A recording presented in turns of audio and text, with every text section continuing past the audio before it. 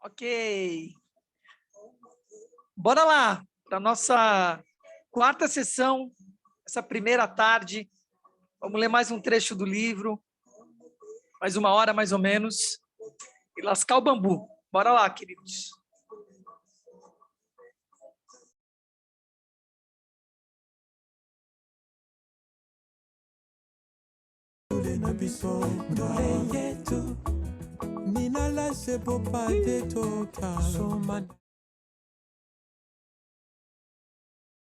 Funcionam melhor do que punição por erros. Essa proposição é apoiada por grande evidência de pesquisa com pombos, ratos, humanos e outros animais. Quando terminei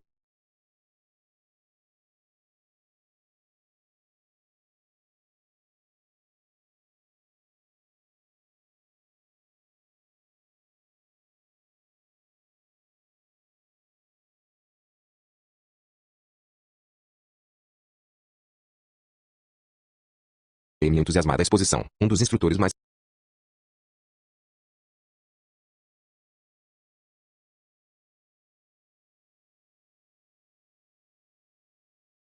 surpreendentes sobre as pessoas de modo geral, falando de causas e estatísticas. Não podemos presumir que eles vão aprender alguma coisa de fato a partir de meras estatísticas. Vamos lhe mostrar um ou dois casos representativos individuais para influenciar seu sistema 1. Não precisamos nos preocupar com que essa informação estatística seja ignorada. Pelo contrário, ela vai ser utilizada imediatamente para alimentar um estereótipo. 17. Regressão à média. Tive uma das experiências ao estilo Eureka mais gratificantes de minha carreira quando ensinava a instrutores de voo da Força Aérea Israelense sobre a psicologia do treinamento eficaz. Eu lhes falava sobre um importante princípio de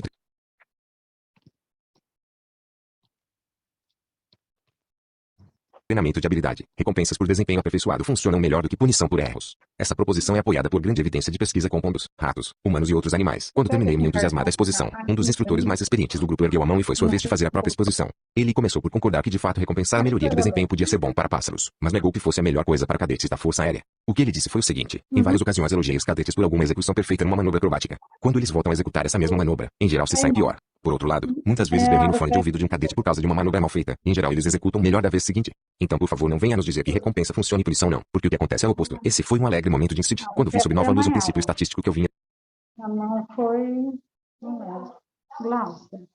ensinando havia anos. O instrutor tinha razão, mas também estava redondamente enganado. Sua observação foi perspicaz e correta. Ocasiões em que ele elogiava o desempenho provavelmente se fariam seguir de um desempenho decepcionante, e punições eram tipicamente acompanhadas de melhoria. Mas a inferência que ele extraía sobre a eficácia da recompensa e punição errara o alvo completamente. O que ele havia observado é conhecido como regressão à média, que nesse caso se devia a flutuações aleatórias na qualidade do desempenho. Naturalmente, ele só elogiava um cadete cujo desempenho estava muito acima da média. Mas esse cadete provavelmente apenas tivera sorte naquela tentativa particular e desse modo era provável que piorasse, independentemente de ter ou não sido elogiado. De modo similar, o instrutor gritava na comunicação por rádio com o cadete apenas quando o desempenho deste era singularmente ruim e desse modo com probabilidade de melhorar independentemente do que o instrutor fizesse. O instrutor vinculara uma interpretação causal às flutuações inevitáveis de um processo aleatório. O desafio não podia ficar sem resposta, mas uma aula de álgebra de previsão não seria recebida com muito entusiasmo. Em vez disso, peguei um giz e desenhei um alvo no chão. Pedi a cada oficial na sala para ficar de costas para o alvo e jogar duas moedas ali em imediata sucessão, sem olhar. Medimos as distâncias do alvo e escrevi os dois resultados de cada arremessador na lousa. Depois reescrevemos os resultados em ordem, do melhor para o pior desempenho na primeira tentativa. Ficou óbvio que a maioria, mas nem todos, dos que haviam se saído bem na primeira vez pioraram na segunda tentativa, e os que se saíram mal na primeira tentativa de um modo geral melhoraram.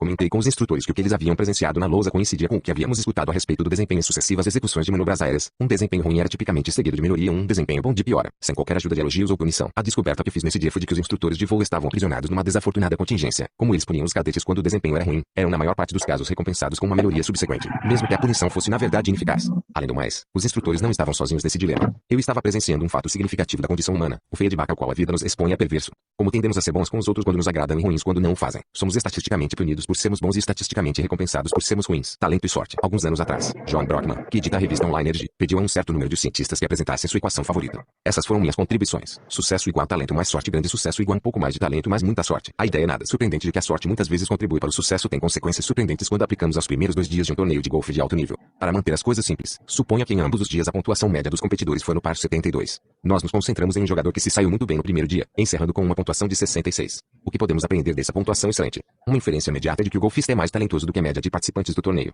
A fórmula para o sucesso sugere que outra inferência é igualmente justificada. O golfista que se saiu tão bem no dia 1 provavelmente desfrutou de sorte maior do que a média nesse dia. Se você aceita que tanto talento como sorte contribuem para o sucesso, a conclusão de que o golfista bem-sucedido foi sortudo é tão justificada quanto a conclusão de que ele é talentoso. Igualmente, se você olha para um jogador que pontuou 5 acima do par nesse dia, tem motivo para inferir que ele é um pouco fraco e teve um dia ruim. Claro, você sabe que nenhuma dessas inferências é segura. É inteiramente possível que o jogador que marcou 77 seja na verdade muito talentoso, mas teve um dia excepcionalmente horrível. Por mais incertas que sejam, as seguintes inferências a partir da pontuação no dia 1 são plausíveis e estarão corretas com mais frequência do que estão erradas. Pontuação acima da média no dia 1 igual talento acima da média a mais sorte no dia 1. Pontuação abaixo da média no dia 1 igual talento abaixo da média a mais falta de sorte no dia 1. Agora presuma que você sabe a pontuação de um golfista no dia 1 e lhe pedem para predizer sua pontuação no dia 2. Você espera que o golfista consiga o mesmo nível de talento no segundo dia. Então suas melhores estimativas serão acima da média para o primeiro jogador e abaixo da média para o segundo jogador. Com sorte, é claro, são outros 500. Já que você não tem como prever a sorte dos golfistas no segundo, ou em qualquer outro, dia, sua melhor suposição deve ser que ela será mediana, nem boa, nem má. Isso significa que na ausência de qualquer outra informação, sua melhor estimativa sobre a pontuação dos jogadores no dia 2 não deve ser uma repetição do desempenho deles no dia 1. Isto é o máximo que você pode dizer. O mediano golfista que se saiu bem no dia 1 tem maior probabilidade de ser bem sucedido também no dia 2, mas menos do que no primeiro dia, pois a sorte em comum que ele provavelmente teve no dia 1 tem pouca probabilidade de continuar. O mediano golfista que se saiu mal no dia 1 provavelmente ficará abaixo da média no dia 2, mas vai melhorar, pois há pouca probabilidade de que sua provável onda de azar continue. Também esperamos que a diferença entre os dois golfistas diminua no segundo dia, embora nossa melhor estimativa seja de que o primeiro jogador ainda se sairá melhor do que o segundo. Meus alunos sempre ficaram surpresos em saber que o melhor desempenho previsto para o dia 2 é mais moderado, mais próximo da média do que a evidência na qual está baseado a contagem no dia 1. Eis porque o padrão é chamado regressão à média. Quanto mais extrema a pontuação original, mais regressão é esperada, pois uma pontuação extremamente boa sugere um dia de muita sorte. A previsão regressiva é razoável, mas sua precisão não é garantida. Alguns dos golfistas que marcaram 66 no dia 1 irão se sair ainda melhor no segundo dia, se sua sorte melhorar. A maioria vai se sair pior, porque sua sorte não estará mais acima da média. Agora vamos andar contra a seta do tempo. Organize os jogadores por seu desempenho no dia 2 e olhe para o desempenho deles no dia 1. Você vai encontrar precisamente o mesmo padrão de regressão à média. Os golfistas que se saíram melhor no dia 2 provavelmente tiveram sorte nesse dia, e a melhor estimativa é de que haviam tido menos sorte e se saído pior no dia 1. O fato de que você observa a regressão quando prediz um evento anterior a partir de um evento posterior deve convencê-lo de que a regressão não possui uma explicação causal. Os efeitos da regressão são ambíguos, e desse modo induzem a erro as histórias causais feitas para explicá-los. Um exemplo bem conhecido é a maldição das Sports Illustrated, a alegação de que um atleta cuja foto aparece na capa da revista está fadado a ir muito mal na temporada seguinte. Superconfiança e pressão de atender às altas expectativas são em geral oferecidos como explicações. Mas há uma explicação mais simples para a maldição. Um atleta que consegue ganhar a capa das Sports Illustrated deve ter se saído excepcionalmente bem na temporada anterior, provavelmente contando com um pequeno empurrão da sorte. E a sorte é volúvel. Por acaso assisti ao evento de salto com esquis masculino nas Olimpíadas de Inverno quando ambos iam escrevíamos um artigo sobre previsão intuitiva. Cada atleta tem 2 saltos no evento, e os resultados são combinados para a pontuação final. Fiquei chocado de ouvir os comentários do locutor enquanto os atletas se preparavam para seu segundo salto. A Noruega deu um ótimo primeiro salto. Ele vai ficar tenso, esperando proteger sua vantagem, e provavelmente vai se sair pior ou a Suécia teve um primeiro salto ruim e agora ele sabe que não tem nada a perder e ficará relaxado, o que deve ajudá-lo a se sair melhor. O comentarista obviamente detectar a regressão à média e inventar uma história causal para a qual não havia evidência alguma. A história em si podia até ser verdadeira. Talvez se ele tivesse medido o batimento dos atletas antes de cada salto pudéssemos descobrir que de fato eles ficam mais relaxados após um primeiro salto ruim. E talvez não. O ponto a lembrar é que a mudança do primeiro para o segundo salto não necessita de uma explicação causal. É uma consequência matemática inevitável para o fato de que a sorte desempenhou um papel no resultado do primeiro salto. Uma história não muito satisfatória. Todos preferiríamos um relato causal. Mas isso é tudo que há. Compreendendo a regressão, seja não detectado, seja explicado erradamente. O fenômeno da regressão é estranho para a mente humana. Tão estranho, na verdade, que foi identificado e compreendido pela primeira vez 200 anos após a teoria da gravitação e o cálculo diferencial. Além do mais, exigiu que uma das maiores mentes da Inglaterra no século XIX elucidasse o problema. E isso com grande dificuldade. A regressão à média foi descoberta e batizada no fim do século XIX por Sir Francis Galton, primo de Charles Darwin e um renomado polímata. Podemos perceber a empolgação da descoberta em um artigo que ele publicou em 1886 sob o título de Regression towards Mediocrity in Hereditary Stature e Regressão à Mediocridade 19 na estatura hereditária, que registra medições de tamanho em sucessivas gerações de sementes em comparações da altura de crianças com a altura de seus pais. Ele escreve sobre os estudos com sementes. Eles forneceram resultados que pareceram deveras notáveis e os utilizei como base de uma conferência perante a Royal Institution em 9 de fevereiro de 1877. Tudo indica, segundo esses experimentos, que a prole não tende a parecer com as sementes de seus pais em tamanho, mas a ser sempre mais medíocre do que eles, a ser menor do que os pais, se os pais eram grandes, a ser maior do que os pais, se os pais eram muito pequenos. Os experimentos revelaram ainda que a regressão filial média na direção da mediocridade é diretamente proporcional ao desvio parental dela. Galton obviamente esperava que seu público culto na Royal Institution, a mais antiga sociedade de pesquisa independente do mundo, ficasse tão surpreso quanto ele por sua observação notável. O que é verdadeiramente notável é o fato de ele ter se mostrado surpreso com uma regularidade estatística que é tão comum quanto o ar que respiramos. Efeitos de regressão podem ser encontrados para onde quer que olhemos, mas não os reconhecemos pelo que são. Eles se escondem bem debaixo de nosso nariz. Galton levou vários anos para elaborar seu trabalho desde a descoberta da regressão filial no tamanho até o conceito mais amplo de que a regressão inevitavelmente ocorre quando a correlação entre duas medidas é menos do que perfeita. E ele precisou da ajuda dos estatísticos mais brilhantes de sua época para chegar a essa conclusão. Um dos obstáculos que Galton teve de superar foi o problema de medir a regressão entre variáveis que são medidas em escalas diferentes, como peso corporal e habilidade de tocar piano. Isso é feito utilizando-se a população como padrão de referência. Imagine que o peso e a habilidade ao piano foram medidos para 100 crianças em todas as séries de uma escola primária, e que foram classificados entre elevado e baixo em cada medição. Se Jane ficou em terceiro como pianista e em 27º no peso, é apropriado dizer que ela é uma pianista melhor do que a grande.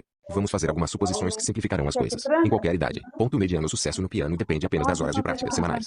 Ponto mediano peso depende apenas do consumo de sorvete. Ponto mediano consumo de sorvete e horas semanais ao piano não estão relacionados. Agora, usando categorizações, ou escolhas Z2, como preferem os estatísticos, podemos escrever algumas equações. Peso igual idade mais consumo de sorvete sorvete, habilidade ao piano e igualdade mais horas de prática semanais. Você pode perceber que haverá regressão à média quando previrmos habilidade ao piano a partir do peso, ou vice-versa. Se tudo que você sabe sobre Tom é que ele ocupa o 20º lugar em peso, muito acima da média, você pode inferir, estatisticamente, que ele provavelmente é mais velho do que a média e também que provavelmente consome mais sorvete que as outras crianças. Se tudo que você sabe sobre Bárbara que ela ocupa a 85ª posição em piano, muito abaixo da média do grupo, pode inferir que é provável que seja mais nova e que é provável que pratique menos do que a maioria das outras crianças. O coeficiente de correlação entre as duas medidas, que varia entre 0 e 1, é uma medida do peso relativo dos fatores que eles compartilham. Por exemplo, todos compartilhamos nossos genes com cada um de nossos pais, e para características nas quais os fatores ambientais exercem relativamente pouca influência, como altura, a correlação entre pai e filho 3 não está longe de 0,50. Para apreciar o significado da medida de correlação, a seguir alguns exemplos de coeficientes. Ponto mediano: a correlação entre o tamanho de objetos medidos com precisão em inglês ou em unidades métricas é 1. Qualquer fator que influencia uma medição também influencia a outra. 100% dos determinantes são compartilhados. Ponto mediano: a correlação entre altura e peso 4 declarados pela própria pessoa entre norte-americanos adultos do sexo masculino é 0,41.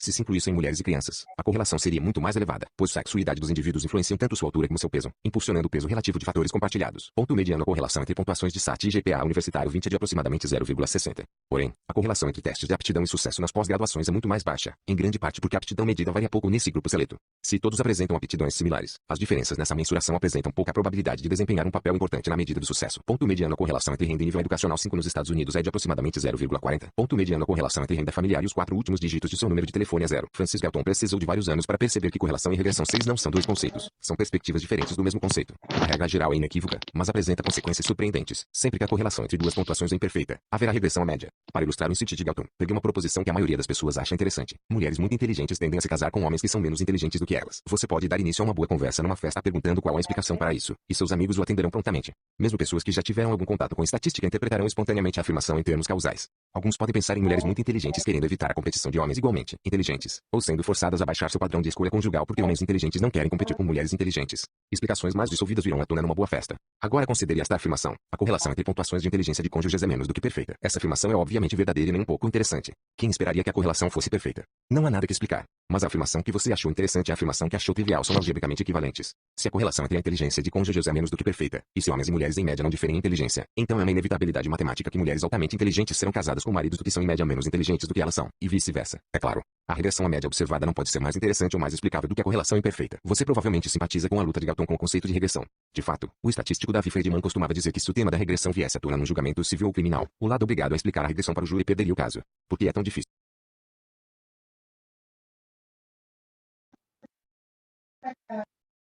O principal motivo para a dificuldade é um tema recorrente deste livro. Nossa mente é fortemente propensa a explicações causais e não lida bem com meras estatísticas. Quando nossa atenção é exigida por algum evento, a memória associativa procura sua causa. Mais precisamente, a ativação vai se propagar automaticamente para qualquer causa que já esteja armazenada na memória. Explicações causais serão invocadas quando a regressão é detectada, mas estarão erradas, pois a verdade é que a regressão à média possui uma explicação mas não possui uma causa.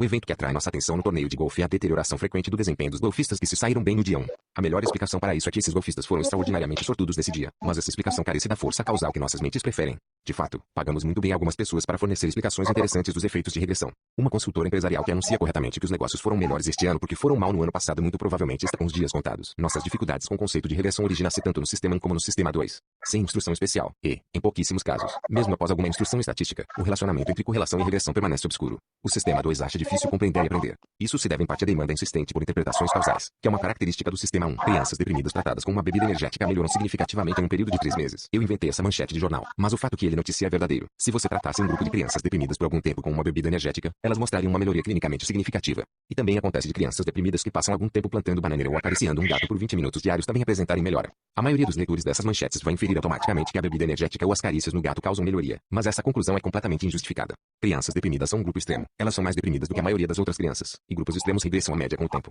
A correlação entre pontuações de depressão e ocasiões sucessivas de testes é menos do que perfeita, de modo que haverá regressão à média. Crianças deprimidas melhorarão com o tempo mesmo que não segurem gato algum nem bebam Red Bull. A fim de concluir que uma bebida energética, ou qualquer outro tratamento, é eficaz, você deve comparar um grupo de pacientes que recebe esse tratamento com um grupo de controle que não recebe tratamento, ou, melhor ainda, que recebe um placebo. Espera-se que o grupo de controle melhore apenas com regressão, e o objetivo do experimento é determinar se os pacientes tratados melhoram mais do que a regressão pode explicar. Interpretações causais incorretas dos efeitos de regressão não estão restritos aos leitores dos jornais populares. O estatístico Ed Weiner coligiu uma longa lista de pesquisadores eminentes que cometeram o mesmo engano, confundindo mera correlação com causação 7. Efeitos de regressão são uma fonte comum de dificuldade em pesquisa, e cientistas experientes desenvolvem um medo saudável da armadilha da inferência causal injustificada. Um de meus exemplos favoritos dos erros de previsão intuitiva é adaptado do excelente texto de Max Bazerman, Judgment in Managerial Decision Making, o julgamento na tomada de decisão empresarial. Você é o responsável pelas previsões de vendas de uma cadeia de loja de departamentos. Todas as lojas são semelhantes em tamanho e seleção das mercadorias, mas suas vendas diferem devido à localização generalização, a competição e a fatores aleatórios. Você recebe os resultados para 2011 e pedem um prognóstico das vendas para 2012. Você foi instruído a admitir a previsão global dos economistas de que as vendas vão aumentar globalmente em 10%. Como você completaria a seguinte tabela? Loja 2011, 2012, 11 milhões de dólares sublinhado, 2,23 milhões de dólares sublinhado, 3,18 milhões de dólares sublinhado, 4,29 milhões de dólares sublinhado, total 81 milhões de dólares, 89 milhões e 100 mil dólares. Tabela 2. Tendo lido este capítulo, você sabe que a solução óbvia de acrescentar 10% às vendas de cada loja está errada. Você quer que suas previsões sejam regressivas, o que exige adicionar mais do que 10% às filiais de desempenho fraco e acrescentar menos, ou mesmo subtrair, em outras. Mas se você perguntar para outras pessoas, provavelmente vai se deparar com a perplexidade, porque os está importunando com uma pergunta óbvia. Como Galton dolorosamente descobriu, o conceito de regressão está longe de óbvio. Falando de regressão à mediocridade, ela diz que a experiência lhe ensinou que a crítica é mais eficaz do que o elogio. O que ela não compreende é que tudo se deve à regressão à média. Talvez sua segunda entrevista tenha impressionado menos do que a primeira porque ele estava com medo de nos decepcionar, mas mais provavelmente a primeira que foi extraordinariamente boa. Nosso procedimento de triagem é bom, mas não é perfeito. Então devemos esperar por regressão. Não deve nos causar surpresa que os melhores candidatos muitas vezes deixem de atender nossas expectativas. 19 Atenção para o sentido de mediocridade, não de abaixo de mediano, no uso comum. N do T, 20 SAT, Scholastic Aptitude Test, teste padronizado para admissão nas faculdades americanas, GPA Grade Point Average, índice do ensino superior que fornece a pontuação média do aluno, obtido com a divisão das notas num determinado período pelo total de créditos cursados. N do T, 18, domando previsões intuitivas.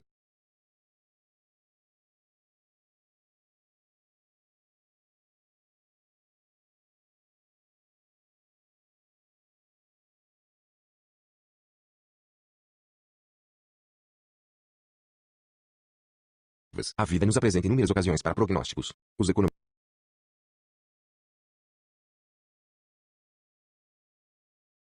fazem previsões sobre inflação e desemprego, os analistas financeiros fazem prognósticos sobre lucros, especialistas militares preveem baixas, investidores em capital de risco avaliam lucratividade, editoras e produtores fazem previsões sobre o público, empreiteiros estimam o tempo requerido para completar projetos, chefes calculam a demanda dos pratos em seu cardápio, engenheiros estimam a quantidade de concreto necessária para um edifício, comandantes do corpo de bombeiros avaliam o número de caminhões que serão exigidos para apagar um incêndio.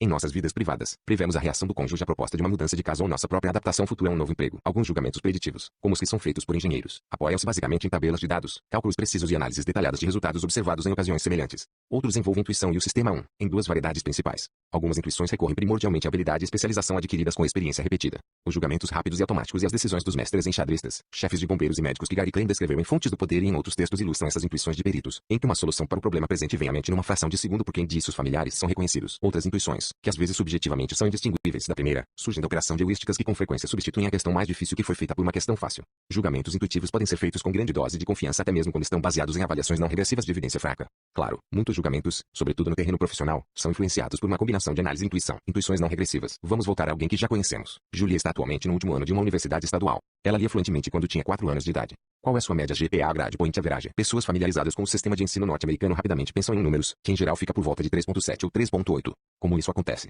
Diversas operações do sistema estão envolvidas. Ponto mediano uma ligação causal entre evidência, competência leitora de Julie, e o alvo da previsão. Sua GPA é buscada. A ligação pode ser indireta. Nesse caso, precocidade de alfabetização e uma GPA elevada são ambas indicativos de talento acadêmico. Alguma ligação é necessária. Você, seu sistema 2, provavelmente rejeitaria como irrelevante um relato de Julie vencendo uma competição de pesca com mosca ou se destacando no levantamento de peso no colegial. O processo é efetivamente dicotômico. Somos capazes de rejeitar informação como irrelevante ou falsa, mas ajustar para fraquezas menores na evidência não é algo que o sistema 1 consegue fazer. Como resultado, previsões intuitivas são quase completamente insensíveis à qualidade preditiva real da evidência. Quando uma ligação é encontrada, como no caso da capacidade precoce de ler de Julie, o exatio que você vê é tudo que há. Se aplica. Sua memória associativa constrói rápida e automaticamente a melhor história possível a partir da informação disponível. Ponto mediano em seguida, a evidência estimada em relação a uma norma relevante. Quão precoce é uma criança que lê fluentemente com a idade de 4 anos? Que classificação relativa ou pontuação percentual corresponde a essa realização? O grupo ao qual a criança é comparada, chamamos isso de grupo de referência. Não está plenamente especificado, mas essa também é a regra no discurso normal. Se um aluno é descrito como bem inteligente, você raramente precisa perguntar, quando você diz bem inteligente, que grupo de referência tem em mente. Ponto.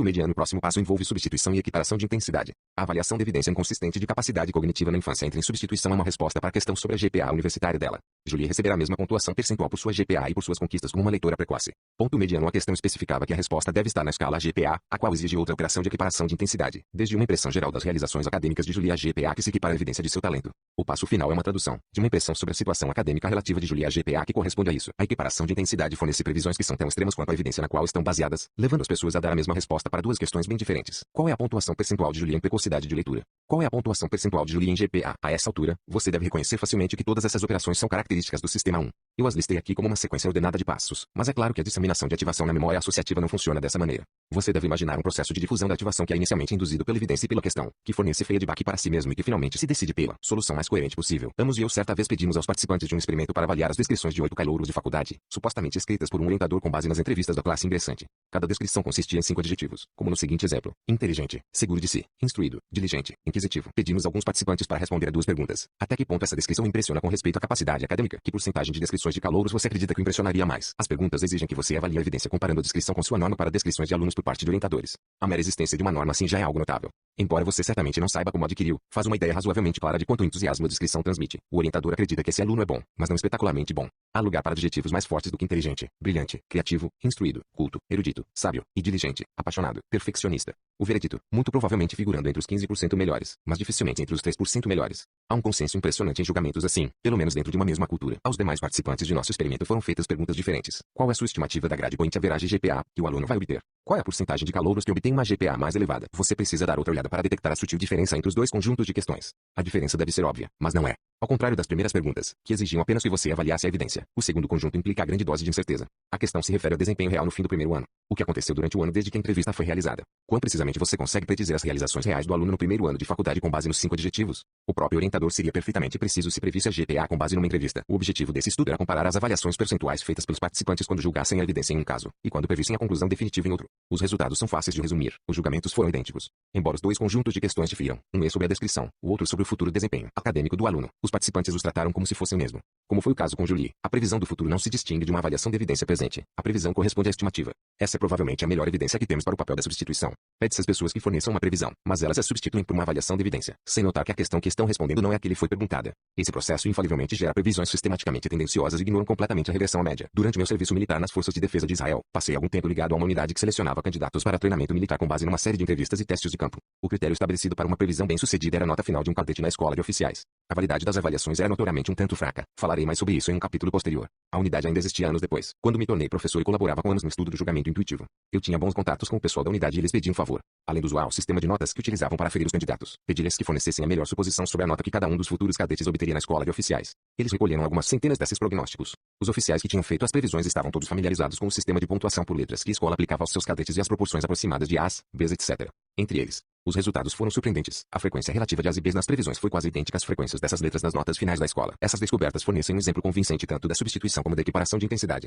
Os oficiais que forneceram as previsões falharam completamente em discriminar entre 2 tarefas. Ponto mediano sua missão usual, que era estimar o desempenho dos candidatos durante a estadia deles na unidade. Ponto mediano a tarefa que eu lhes pedira para realizar, que era uma previsão efetiva de uma futura nota. Eles haviam simplesmente traduzido suas próprias notas na escala utilizada na escola de oficiais, aplicando a equiparação de intensidade. Mais uma vez, o fracasso em lidar com a considerável incerteza de suas previsões levará a previsões que eram completamente não regressivas. Uma correção para previsões intuitivas.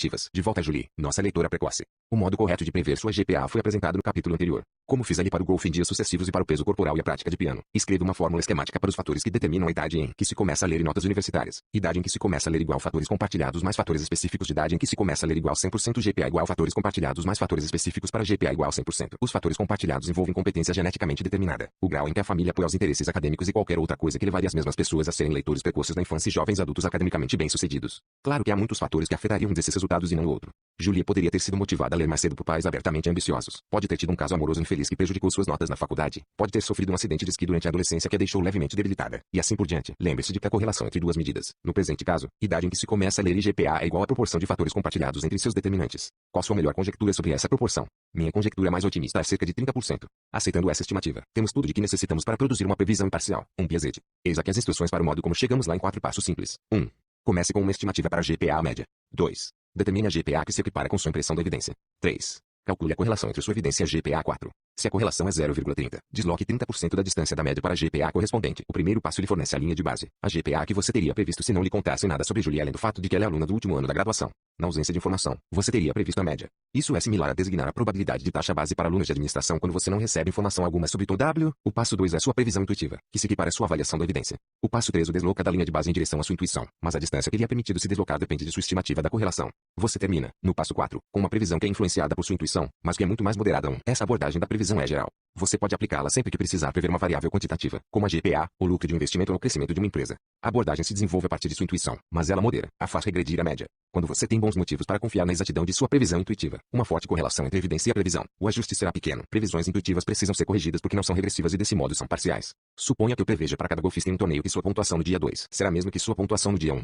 Essa previsão não admite regressão à média. Os golfistas que se saíram bem no dia 1 irão em média se sair menos bem no dia 2, e os que não foram muito bem irão na maior parte melhorar. Quando finalmente forem comparadas com os efetivos resultados, as previsões não regressivas serão identificadas como parciais. Elas são na média excessivamente otimistas para os que foram melhores no primeiro dia e excessivamente pessimistas para os que tiveram um mau começo. As previsões são tão extremas como a evidência. Similarmente, se você utiliza conquistas de infância para prever notas na faculdade sem regredir à média às suas previsões, normalmente ficará decepcionado com os resultados acadêmicos de leitores precoces e gratamente surpreso com as notas dos que aprenderam a ler relativamente tarde. As previsões intuitivas corrigidas eliminam esses vieses, de modo que as previsões, tanto altas como baixas, têm mais ou menos igual probabilidade de superestimar e de subestimar o verdadeiro valor. Você ainda comete erros quando suas previsões são parciais, mas os erros são menores e não favorecem resultados nem altos nem baixos. Uma defesa de previsões extremas. Apresentei um W anteriormente para ilustrar previsões de resultados discretos, como área de especialização ou sucesso em um exame, os quais são expressos atribuindo-se uma probabilidade a um evento especificado, ou, nesse caso, classificando resultados do mais para o menos provável. Descrevi também um procedimento que combate os vieses comuns de previsão discreta, negligência com as taxas base e insensibilidade à qualidade da informação. Os vieses que encontramos em previsões que são expressas numa escala, como a GPA ou a receita de uma empresa, são similares aos vieses observados na avaliação das probabilidades de resultados. Os procedimentos de correção são também semelhantes. Ponto mediano ambos contêm uma previsão de linha de base, que você faria se não soubesse coisa alguma sobre o caso em questão.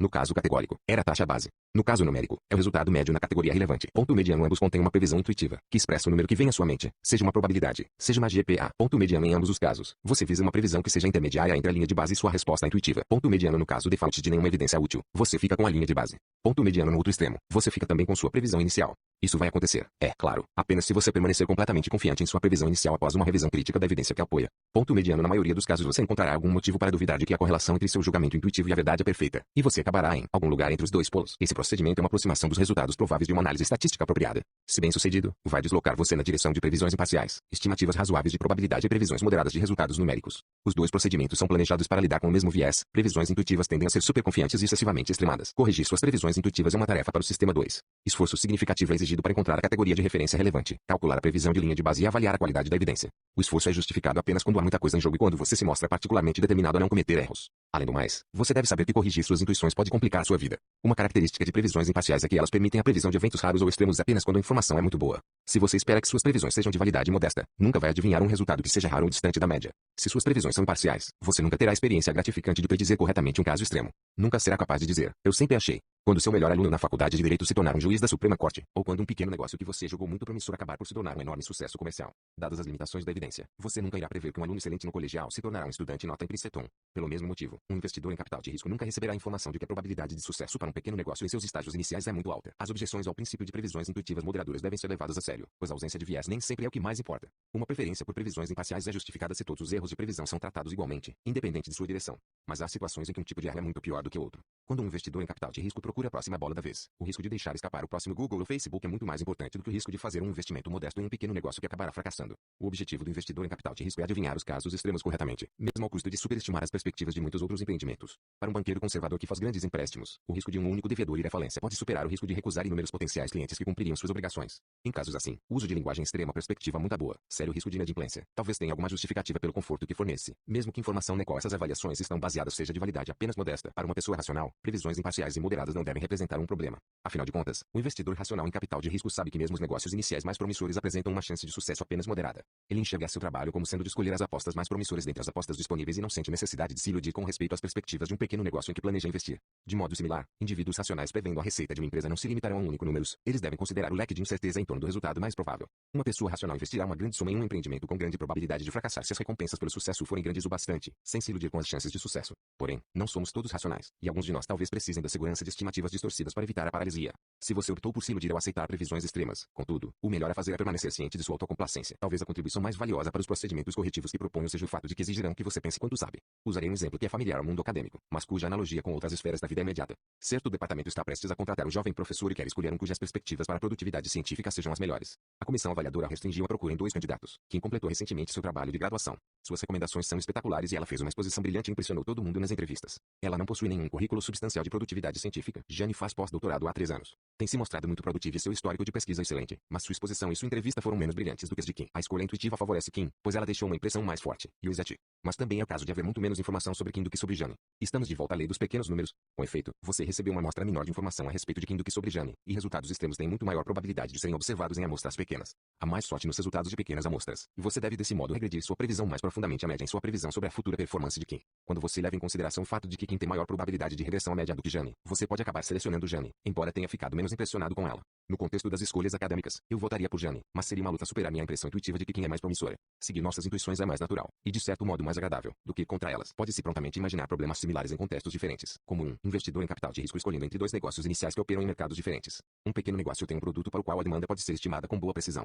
O outro candidato é mais empolgante e intuitivamente promissor, mas suas perspectivas são menos seguras. Se a melhor conjectura sobre as perspectivas do segundo negócio ainda é superior quando a incerteza é computada, é uma questão que merece cuidadosa consideração. Uma visão da regressão segundo os dois sistemas, previsões extremas e tendência a prever eventos raros com base em evidência fraca são ambas manifestações do sistema 1. É natural que o maquinário associativo equipare o caráter extremo das previsões com o caráter extremo percebido da evidência na qual ele está baseado. Eis como a substituição funciona. E é natural para o sistema 1 produzir julgamentos superconfiantes, pois a confiança, como vimos, é determinada pela coerência da melhor história que você é capaz de contar a partir da evidência disponível. Atenção, suas intuições produzirão previsões que são extremas demais e você se mostrará inclinado a depositar excessiva fé nelas. A regressão é também um problema para o sistema 2. A mera ideia de regressão à média é estranha e difícil de transmitir e entender. Galton teve um trabalhão para compreender o fenômeno. Muitos professores de estatística morrem de medo de aulas em que o assunto vem à tona, e seus alunos muitas vezes acabam tendo uma compreensão não mais do que vaga desse conceito crucial. Esse é um caso em que o sistema 2 exige treinamento especial. Equiparar previsões com evidência não é apenas algo que fazemos intuitivamente, parece também a coisa razoável a fazer. Não aprenderemos a compreender a regressão a partir da experiência. Mesmo quando uma regressão é identificada, como vimos no episódio dos instrutores de voo, ela receberá uma interpretação causal que quase sempre está errada. Falando de previsões intuitivas, aquele pequeno negócio conquistou uma prova de conceito 21 fantástica, mas não devemos esperar que se saiam tão bem assim no futuro. Eles ainda têm um longo caminho a percorrer para chegar ao mercado e a margem de sobra para a regressão. Nossa previsão intuitiva é muito favorável, mas provavelmente é elevada demais. Vamos levar em consideração a força de nossa evidência e regredir a previsão em direção à média. O investimento pode ser uma boa ideia, mesmo que a melhor suposição seja de que irá fracassar. Não vamos dizer que acreditamos realmente ser o próximo Google. Li uma resenha dessa marca e era excelente. Mesmo assim, pode ter sido uma casualidade. Vamos considerar apenas as marcas com grande número de resenhas e escolher a de melhor aparência. 21 também conhecido.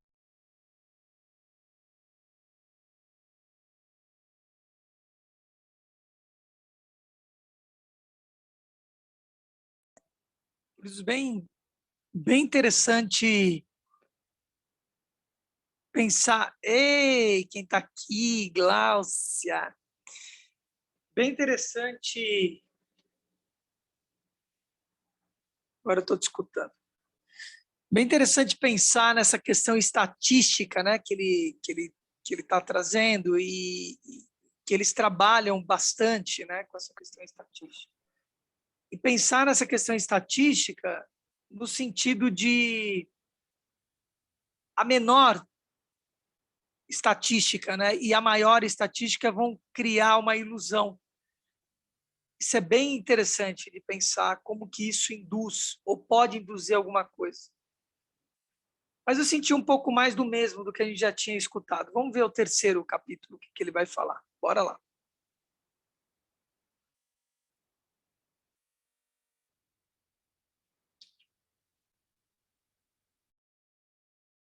Conhecida como POC, sigla do inglês Proof of Concept, parte 3, confiança excessiva. 19. A ilusão de compreensão. O investidor, filósofo e estatístico Nassim Taleb poderia ser considerado também psicólogo. Em A Lógica do Cisne Negro 1, Taleb apresentou o conceito de falácia narrativa para descrever como histórias distorcidas de nosso passado moldam nossas visões do mundo e nossas expectativas para o futuro. Falácias narrativas surgem inevitavelmente de nossa tentativa contínua de extrair o sentido do mundo. As histórias explicativas que as pessoas consideram atraentes são simples, são mais concretas do que abstratas, atribuem papel maior ao talento, estupidez e intenções do que a sorte, e focam antes em uns poucos eventos notáveis ocorridos do que nos incontáveis eventos que deixaram de ocorrer. Todo evento proeminente recente é um candidato a se tornar o núcleo de uma narrativa causal. Taleb sugere que os humanos se iludem constantemente construindo relatos inconsistentes do passado e acreditando que são verdadeiros. Boas histórias fornecem um relato simples e coerente acerca das ações e intenções das pessoas. Você está sempre pronto para interpretar o comportamento como uma manifestação de propensões gerais e traços de personalidade, causas que você pode rapidamente equiparar a efeitos. O efeito halo discutido anteriormente contribui para a coerência porque nos inclina a equiparar nossa visão de todas as qualidades de uma pessoa com nosso julgamento de um único atributo que é particularmente significativo. 2. Se achamos que determinado lançador de beisebol é bonito e atlético, por exemplo, a maior probabilidade de que o classifiquemos como melhor em lançar uma bola 3, também.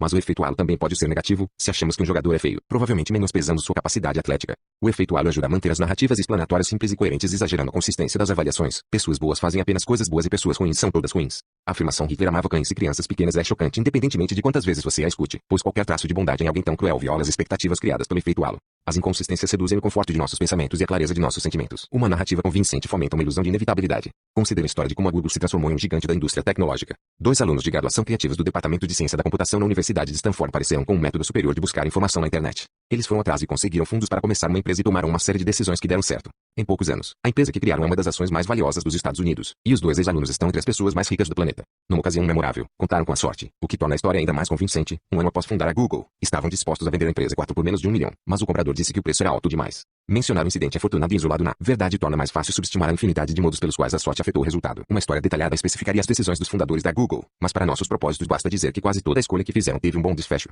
Uma narrativa mais completa descreveria as atitudes das empresas que a Google derrotou. Os infelizes competidores pareceriam cegos, lerdos e inteiramente inadequados para lidar com a ameaça que acabaria por esmagá-los. Relatei esse caso deliberadamente de uma forma sem graça, mas deu para você pegar a ideia. Há uma história muito boa aqui, elaborada com mais detalhes. A história poderia lhe dar a sensação de que você entende o que tornou a Google um sucesso. Também o levaria a sentir que aprendeu uma valiosa lição geral sobre o que leva alguém a ser bem-sucedido nos negócios. Infelizmente, há um bom motivo para acreditar que sua sensação de compreender e aprender com a história da Google é em larga medida ilusória. O teste definitivo de uma explicação é ver se ela teria tornado o evento previsível de antemão. Nenhuma história sobre o improvável sucesso da Google passará nesse teste, pois nenhuma história é capaz de incluir a miríade de eventos que teriam causado um desfecho diferente. A mente humana não lida bem com não eventos. O fato de que muitos dos importantes eventos que realmente ocorreram envolvem escolhas constitui uma tentação ainda maior para que você exagere o papel da capacidade e subestime o papel que a sorte desempenhou no resultado. Como toda decisão crítica teve um final feliz, a crônica sugere uma presciência quase infalível, mas um golpe de má sorte poderia ter interrompido qualquer um dos passos bem-sucedidos. O efeito halo dá os toques finais, emprestando uma aura de invencibilidade aos heróis da história, como observar um atleta de canoagem habilidoso evitando uma potencial calamidade após outra conforme desce a corredeira. Os desdobramentos da história da Google são emocionantes devido ao risco constante de desastre. Entretanto, há uma diferença instrutiva entre os dois casos. O canoísta habilidoso já desceu por corredeiras centenas de vezes. Ele aprendeu a interpretar as águas turbulentas diante de si e antecipar os obstáculos. Aprendeu a fazer os mínimos ajustes de postura que mantém ereto. Há poucas oportunidades para que os jovens aprendam a criar uma empresa gigante, e menos chances ainda de evitar rochas ocultas, como uma inovação brilhante feita por uma empresa concorrente. Claro que houve um bocado de capacidade envolvida na história da Google, mas a sorte desempenhou um papel mais importante no evento real do que o faz ao contarmos sua história. E quanto mais sorte está envolvida, menos há se aprender. Operando aqui está aquela poderosa regra Wizard. Você não consegue deixar de lidar com a informação limitada de que dispõe como se fosse tudo que há para saber. Você constrói a melhor história possível a partir da informação disponibilizada a você. E se for uma boa história, você acredita nela. Paradoxalmente, é mais fácil construir uma história coerente quando você sabe pouca coisa, quando há poucas peças para encaixar no quebra-cabeça. Nossa reconfortante convicção de que o mundo faz sentido repousa em um alicerce seguro. Nossa capacidade quase ilimitada de ignorar nossa própria ignorância. Já ouvi muita gente dizer que já sabia antes de acontecer que a crise financeira de 2008 era inevitável. Essa frase contém uma palavra altamente censurável, que deveria ser removida de nosso vocabulário ao discutirmos grandes eventos. A palavra é claro, sabia. Algumas pessoas pensaram muito antes que haveria uma crise, mas não sabiam disso. Agora dizem que sabiam porque a crise de fato ocorreu. É o uso incorreto de um conceito importante. Na linguagem corriqueira, aplicamos a palavra saber apenas quando o que era sabido é verdadeiro e pode ser provado como verdadeiro. Podemos saber de algo apenas se isso é tanto verdadeiro quanto sabível. Mas as pessoas que pensaram que haveria uma crise, e há poucas delas que hoje se lembram de ter pensado, não podiam mostrá-lo de maneira conclusiva na época. Muitas pessoas inteligentes e bem informadas estavam entusiasticamente interessadas no futuro da economia e não acreditavam que uma catástrofe era iminente. Infiro desse fato que a crise não era conhecível. O perverso no uso de saber neste contexto não é que alguns indivíduos recebam crédito por uma presciência que não merecem. É que a linguagem implica que o mundo é mais conhecível do que é. Isso ajuda a perpetuar uma ilusão perniciosa. O cerne da ilusão é que acreditamos compreender o passado, o que implica que o futuro também deva ser conhecível. Mas na verdade compreendamos o passado menos do que acreditamos compreender. Saber não é a única palavra que fomenta essa ilusão. No uso comum, as palavras intuição e premonição também estão reservadas para pensamentos passados que se revelaram ser verdadeiros. A afirmação tive um pressentimento de que o casamento não iria durar, mas eu estava enganado sua esquisita, assim como qualquer frase sobre uma intuição que se revelou como falsa. Para pensar com clareza sobre o futuro, precisamos depurar a linguagem que usamos ao classificar as crenças que tínhamos no passado. Os custos sociais da percepção tardia. A mente que formula narrativas sobre o passado é um órgão criador de sentido. Quando um evento imprevisto ocorre, imediatamente ajustamos nossa visão de mundo para acomodar a surpresa. Imagine-se diante de um jogo de futebol entre duas equipes com o mesmo histórico de vitórias e derrotas. Agora o jogo terminou, e um time arrasou com o outro. Em seu modelo revisado do mundo, o time vencedor é muito mais forte do que o perdedor, e sua visão tanto do passado como do futuro foi alterada por essa nova percepção. Aprender com as surpresas é uma coisa razoável de se fazer, mas pode acarretar algumas consequências perigosas. Uma limitação geral da mente humana é sua capacidade imperfeita de reconstruir estados passados de conhecimento, ou crenças que depois mudaram.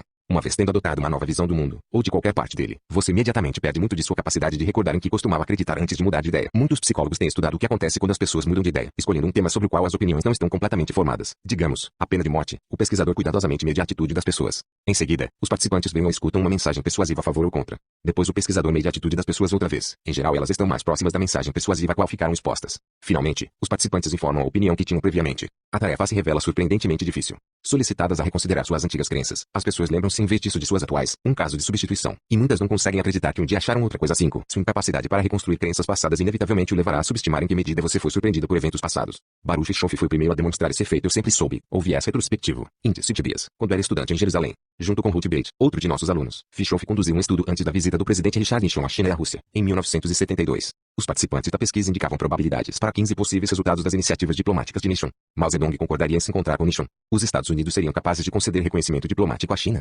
Após décadas de inimizade, os Estados Unidos e a União Soviética conseguiriam concordar em alguma coisa significativa. Depois que Nixon voltou de suas viagens, Fischoff e Bates pediram às mesmas pessoas para lembrar a probabilidade que haviam sugerido originalmente para cada uma das 15 conclusões possíveis. Os resultados foram claros. Se um evento havia ocorrido de fato, as pessoas exageravam a probabilidade que haviam indicado para aquilo anteriormente. Se o evento possível ainda não houvesse ocorrido, os participantes erroneamente recordavam que sempre o haviam considerado improvável. Experimentos posteriores mostraram que as pessoas eram impelidas a exagerar a precisão não só de suas previsões originais, mas também a das que eram feitas pelos outros. Resultados similares foram obtidos para outros episódios que captaram a atenção pública, como o julgamento por homicídio de J. Simpson e o processo de impeachment do presidente Clinton. A tendência de revisar o histórico de crenças pessoal à luz do que realmente aconteceu gera uma robusta ilusão cognitiva. O viés retrospectivo apresenta efeitos perniciosos nas estimativas dos tomadores de decisão. 7. Leva os observadores a avaliar a qualidade de uma decisão sem considerar se o processo foi sólido, mas se o desfecho foi bom ou ruim. Imagine uma intervenção cirúrgica de baixo risco em que um acidente imprevisto ocorreu e levou à morte do paciente. O júri ficará propenso a acreditar, após o fato, que a operação era de fato arriscada e que o médico que a recomendou deveria ter pensado 2 vezes. Esse viés de resultado torna quase impossível avaliar uma decisão do modo apropriado, em termos de crenças que eram razoáveis quando a decisão foi tomada. A percepção tardia é particularmente cruel com tomadores de decisão que desempenham o papel de agentes para outros: médicos, consultores financeiros, treinadores de terceira base, no beisebol, CEOs, assistentes sociais, diplomatas, políticos.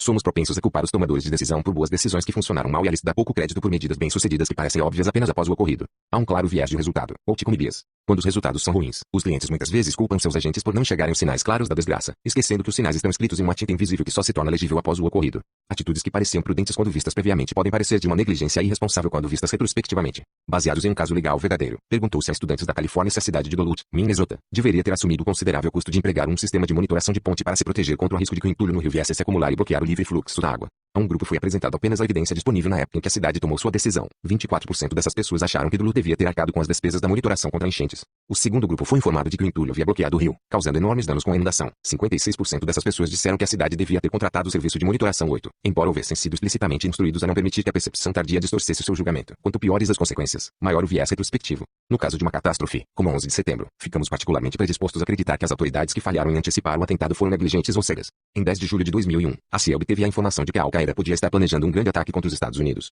George Tenet, diretor da CIA, levou a informação não para o presidente George W. Bush, mas para a conselheira de segurança nacional, Condoleezza Rice. Quando os fatos posteriormente vieram à tona, Ben Bradley, o lendário editor executivo do Washington Post, declarou: "A mim me parece elementar que se você está de posse da notícia que vai determinar os rumos da história, pode muito bem ir direto ao presidente." Mas no dia 10 de julho, ninguém sabia, ou poderia ter sabido, que esse pequeno furo valioso da inteligência nova acabaria mudando os rumos da história. Como a adesão a procedimentos operacionais padronizados é difícil de ser analisada a posteriori, os tomadores de decisão que esperam submeter suas decisões a um exame retrospectivo são motivados por soluções burocráticas, e há uma relutância extrema em assumir riscos. 10. Como processos por negligência se tornaram mais comuns, os médicos mudaram seus procedimentos de múltiplas formas, pedindo mais exames, encaminhando mais casos para especialistas, aplicando tratamentos convencionais mesmo quando há pouca probabilidade de serem de alguma ajuda. Essas atitudes protegeram mais os médicos do que beneficiaram os pacientes, criando potencial para conflitos de interesse. O aumento da responsabilidade é uma faca de 2 gumes. Embora a percepção tardia e o viés de resultado de um modo geral fomentem a aversão ao risco, também trazem recompensas injustas para pessoas irresponsáveis que correm riscos, como um general ou empresário que fez uma aposta maluca e levou a melhor. Líderes que tiveram sorte nunca são punidos por terem assumido o risco demasiado. Pelo contrário, passam a ser vistos como alguém com talento e visão para prever o sucesso, e gente sensata que duvidou deles é vista retrospectivamente como medíocre, tímido e fraca.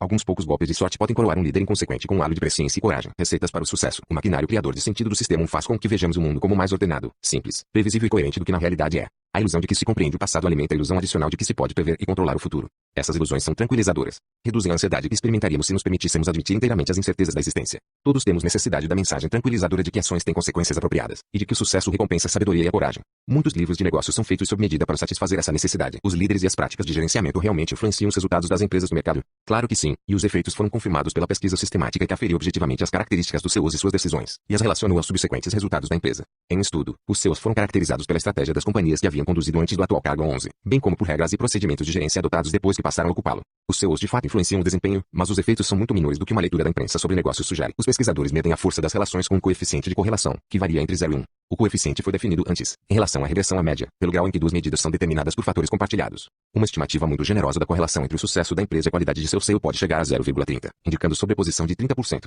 Para apreciar a importância desses números, considere a seguinte questão. Suponha que você considere vários pares de empresas. As duas empresas em cada par são de modo geral similares, mas o CEO de uma delas é melhor do que o outro. Com que frequência você vai descobrir que a empresa com seu mais forte é a mais bem-sucedida das duas? 12. Em um mundo bem ordenado e previsível, a correlação seria perfeita. 1. E encontraríamos o seu mais forte conduzindo a empresa mais bem-sucedida em 100% dos pares. Se o sucesso relativo de empresas similares foi determinado inteiramente por fatores que o seu não controla, chamemos de sorte. Se quiser, você encontrará a empresa mais bem-sucedida conduzida pelo seu mais fraco em 50% do tempo.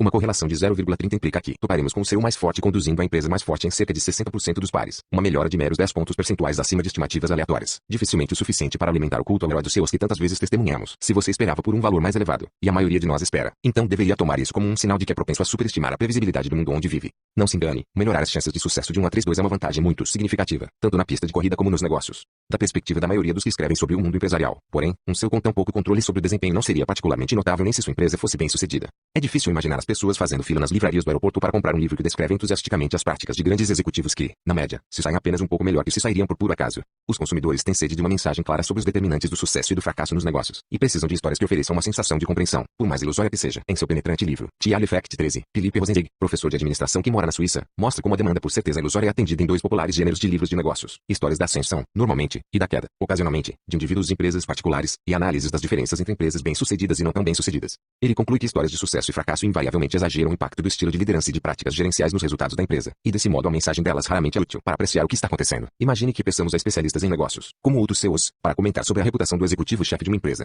Eles sabem perfeitamente se a empresa vem prosperando ou decaindo ultimamente. Como vimos antes no caso da Google, essa percepção gera um halo. O CEO de uma empresa bem-sucedida provavelmente será chamado de flexível, metódico e decidido. Imagine que um ano se passou e que as coisas azedaram. O mesmo executivo agora é descrito como confuso, inflexível e autoritário. Ambas as descrições soam corretas no momento. Parece quase absurdo chamar um líder bem-sucedido de inflexível e confuso, ou um líder em dificuldades de flexível e metódico. De fato, o efeito halo é tão poderoso que você provavelmente se pegará resistindo à ideia de que a mesma pessoa e os mesmos comportamentos parecem metódicos quando as coisas estão indo bem, e rígidos quando as coisas vão mal. Devido ao efeito halo, compreendemos a relação causal do modo inverso. Ficamos inclinados a acreditar que a empresa fracassa porque seu CEO é inflexível, quando a verdade é que o seu parece inflexível porque a empresa está indo mal. É assim que nascem as ilusões de compreensão. O efeito halo e o viés de resultado se combinam para explicar o extraordinário apelo de livros que procuram extrair morais operacionais do exame sistemático de negócios bem-sucedidos. Um dos exemplos mais bem conhecidos desse gênero é o livro Feitas para Durar de Jim Collins e Jerry Porras. O livro contém uma análise exaustiva de 18 pares de empresas rivais, nos quais uma foi mais bem-sucedida do que a outra. Os dados para essas comparações são classificações de vários aspectos de cultura corporativa, estratégia e práticas de gerenciamento. Acreditamos que todo seu gerente e empresário do mundo deveria ler este livro, proclama o autor. Você pode construir uma empresa visionária. 14. A mensagem básica de Feitas para Durar e outros livros semelhantes é de que práticas gerenciais boas podem ser identificadas e que práticas boas serão recompensadas com bons resultados. Ambas as mensagens são um exagero. A comparação de empresas que foram mais ou menos bem-sucedidas é, em grau significativo, uma comparação entre empresas que tiveram mais ou menos sorte. Sabendo a importância da sorte, você deve ficar particularmente desconfiado quando padrões altamente consistentes emergem da comparação entre empresas mais e menos bem-sucedidas. Na presença da aleatoriedade, padrões regulares só podem ser miragens. Como a sorte desempenha um grande papel, a qualidade da liderança e das práticas de gerenciamento não pode ser inferida de modo confiável das observações de sucesso. E mesmo que você tivesse uma presciência perfeita de que um CEO fosse dono de uma visão brilhante e competência extraordinária, ainda assim você seria incapaz de prever como a empresa iria se sair com uma precisão muito maior do que jogando uma moeda 15. Na média, a disparidade em termos de lucratividade corporativa e retorno de ações entre as empresas excelentes e as menos bem-sucedidas examinada em Feitas para Durar diminui para quase nenhuma no período subsequente ao estudo. A lucratividade média das empresas identificadas no famoso índice of Excelência 16, em busca da excelência, caiu acentuadamente também em um curto espaço de tempo. Um estudo das empresas mais admiradas Most Admired Companies 17, publicado pela revista Fortune, mostra que ao longo de um período de 20 anos, as empresas com as piores classificações acabaram ganhando retornos de ações muito mais elevados do que a maioria das empresas admiradas. Você provavelmente está tentado a pensar em explicações causais para essas observações. Talvez as empresas bem-sucedidas tenham se tornado complacentes, as empresas menos bem-sucedidas tenham dado mais duro. Mas esse é o modo errado de pensar no que aconteceu. A disparidade média deve diminuir, pois a disparidade original foi devida em boa parte à sorte, o que contribuiu tanto para o sucesso das principais empresas como para o desempenho ruim das demais. Já nos deparamos com esse fato estatístico da vida. Regressão à média 18. Histórias de como as empresas passam pela ascensão e queda mexem com os leitores, oferecendo-lhes aquilo de que a mente humana necessita. Uma mensagem simples de triunfo e fracasso que identifica causas claras e ignora o poder determinante da sorte e a inevitabilidade da regressão. Essas histórias induzem e mantêm uma ilusão de compreensão, fornecendo lições de pouco valor duradouro para leitores ansiosos para acreditar nelas. Falando de percepção tardia, o engano parece óbvio, mas é apenas percepção tardia. Você não tinha como saber de antemão. Ele está estudando demais essa história de sucesso, que é excessivamente organizada. Ele se deixou seduzir por uma falácia narrativa. Ela não tem evidências para dizer que a empresa é mal gerenciada. Tudo que sabe é que as ações deles caíram. Isso é um viés de resultado. Parte percepção tardia, parte efeito halo. Não vamos nos deixar levar pelo viés de resultado. Essa foi uma decisão estúpida, mesmo que tenha dado certo. 20. A ilusão de validade. O sistema é projetado para tirar conclusões.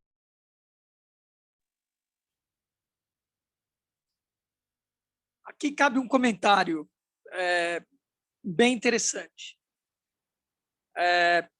Há algo, na minha visão, contraditório do que ele traz aí nesse capítulo, né? Então, o que é contraditório? Ele fala a respeito do campo intuitivo e da previsão, né? E desqualifica isso, né? E ele está trazendo isso por aquela fala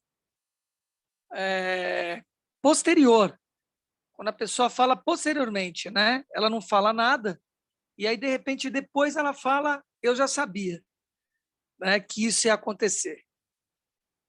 Ou melhor, né, talvez possa trazer para a própria pessoa, né, que ela fale, eu devia ter feito isso, aquela vozinha me disse, etc. Né, eu sabia que ia acontecer isso, etc.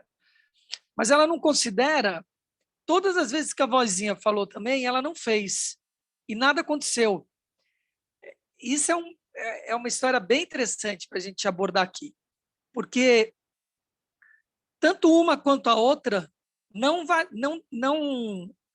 desqualificam absolutamente nada. Absolutamente nada. O seu intuitivo pode também estar desafinado. É isso que ele não traz aí e é importante a gente estar colocando. O intuitivo, ele não está o tempo todo limpo, como se você tivesse a escuta totalmente aberta e clara. Às vezes está numa estação errada, seu diapasão está errado. Está sintonizado no outro lugar, tem que estar sintonizado, alinhado, como pensamento, sentimento, sensações e ações. Isso tem que estar tudo alinhado. É isso que eu faço na Aliança Ativa todo dia. Alinhar pensamento, sentimento, palavras e ações. E às vezes o intuitivo, que é esse campo, oitava superior, nona superior, etc., está num diapasão errado, está numa sintonia, numa outra rádio, ou com ruído. Você não escuta exatamente claro aquele lugar. De tal forma que o campo intuitivo, ele não é para te dizer com precisão faça isso. O campo intuitivo e as probabilidades é para te dizer, ó, a tendência é acontecer isso. Eu vou dar um exemplo que eu sempre dou. Você pega uma criança de 3 anos de idade correndo na escada. Qual é a probabilidade? Que ela caia. Não é a probabilidade? Agora, você pode dizer que ela vai cair? Não dá para dizer que vai cair. Então, eu sempre oriento os pais, falo, nunca fale isso. Ó, você vai cair. Porque você está firmando uma coisa e afirmando uma coisa que você não sabe. E firmando uma coisa que pode acontecer. Você tem que alertar no sentido, ó, o que você está fazendo é perigoso e pode ser que você caia. Você está contando com esse risco? Tá tudo bem? Se você cair, não tem problema. Você vai quebrar o braço, vai quebrar, nós vamos para o hospital e vai consertar, mas você tem que saber a sua responsabilidade, o que você está fazendo e o risco que você está correndo. Então, isso pode ser em maior e menor escala. É simples isso. Então, não pode desconsiderar aquilo que você lê como sinais do que estão acontecendo à volta, por experiência, por intuição, por previsão, por premonição, por tudo isso. Vamos lá, vamos continuar. Quer falar algo? Quer falar alguma coisa, Glaucia?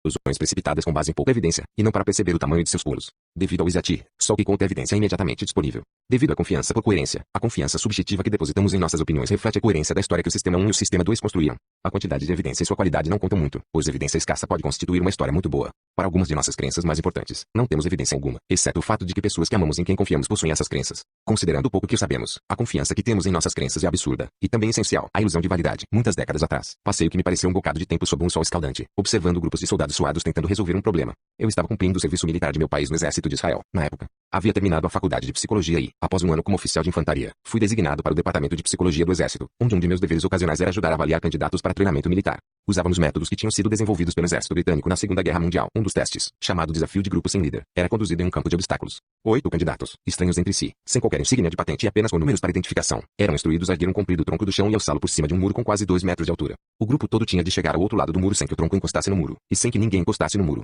Se alguma dessas coisas ocorresse, eram obrigados a informar e começar de novo. Havia mais de uma maneira de resolver o problema. Uma solução comum era a equipe enviar vários homens para um outro lado escalando o tronco enquanto ele era mantido em um determinado ângulo, como uma vara de pescar gigante, por outros membros do grupo. Ou então alguns soldados trepavam nos ombros de outros e pulavam por cima do muro. O último homem teria então de pular sobre o tronco, mantido em certo ângulo pelo resto do grupo, escalá-lo enquanto os demais seguravam o tronco e a ele suspensos no ar, e pular em segurança para o outro lado. Era comum que a falha ocorresse nesse ponto, o que exigia que começassem tudo novamente. Enquanto um colega e eu supervisionávamos o exercício, tomávamos nota de quem assumia o comando. Quem tentava liderar mas era rechaçado, quão cooperativo era cada soldado em contribuir para o esforço de grupo. Vimos quem parecia ser teimoso, submisso, arrogante, paciente, esquentado, persistente ou desistente. Às vezes testemunhávamos rancor competitivo quando alguém cuja ideia fora rejeitada pelo grupo já não se esforçava tanto. E vimos reações à crise. Quem repreendia um colega cujo erro levara o grupo todo a falhar. Quem se predispunha a liderar quando a equipe exausta tinha de começar outra vez. Sob o estresse do evento, achávamos nós, a verdadeira natureza de cada homem se revelava. Nossa impressão do caráter de cada candidato era tão direta e convincente quanto a cor do céu. Após observar os candidatos fazerem várias tentativas, tínhamos de resumir nossas impressões das capacidades de liderança dos soldados e determinar, com uma pontuação numérica, quem seria qualificado para treinamento militar. Passávamos algum tempo discutindo cada caso e revendo nossas impressões.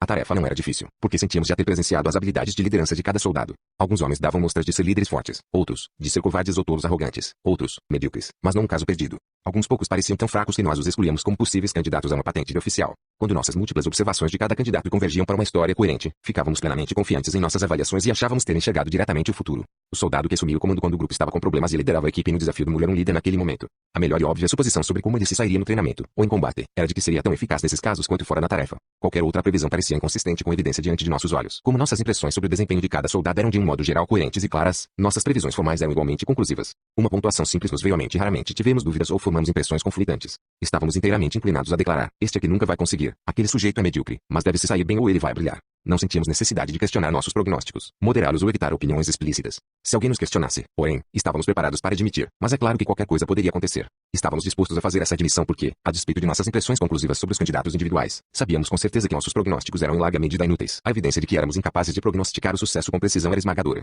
De meses em meses tínhamos uma sessão de feedback em que nos informavam sobre como os cadetes estavam se saindo na escola de oficiais e podíamos comparar nossas avaliações com as opiniões dos comandantes que os supervisionavam havia algum tempo. A história era quase sempre a mesma. Nossa capacidade de predizer o desempenho na escola era desprezível. Nossos prognósticos foram melhores do que chutes às cegas, mas não muito. Ficamos abatidos por algum tempo após receber as notícias desencorajadoras. Mas estávamos falando do exército. Úteis ou não, havia uma rotina a ser seguida e ordens a serem obedecidas. Outro grupo de candidatos chegou no dia seguinte. Nós os levamos para o campo de obstáculos. Apresentamos a tarefa do muro. Eles ergueram o tronco em poucos minutos. Vimos suas verdadeiras naturezas reveladas, tão claramente como antes. A triste verdade sobre a qualidade de nossas previsões não teve efeito algum no modo como avaliamos os candidatos e muito pouco efeito na confiança que sentimos em nossos julgamentos e previsões sobre os indivíduos. O que aconteceu foi notável. A evidência global de nosso fracasso prévio deveria ter abalado nossa confiança nos julgamentos que formávamos a respeito dos candidatos, mas isso não ocorreu. Deveria também ter feito com que moderássemos nossas previsões, mas isso não ocorreu. Sabíamos ser um fato geral que nossas previsões eram um pouco melhores do que chutes aleatórios, mas continuamos a sentir e agir como se cada uma de nossas previsões específicas fosse válida. Veio-me à mente a alusão de Montpellier, em que sabemos que as linhas são de igual comprimento, mas mesmo assim continuamos a vê-las como sendo de comprimento diferente. Fiquei tão impressionado com a analogia que cunhei um termo para nossa experiência, a ilusão de validade. Eu havia descoberto minha primeira ilusão cognitiva. Décadas depois, posso enxergar inúmeros temas centrais de meu pensamento, e deste livro, nessa velha história.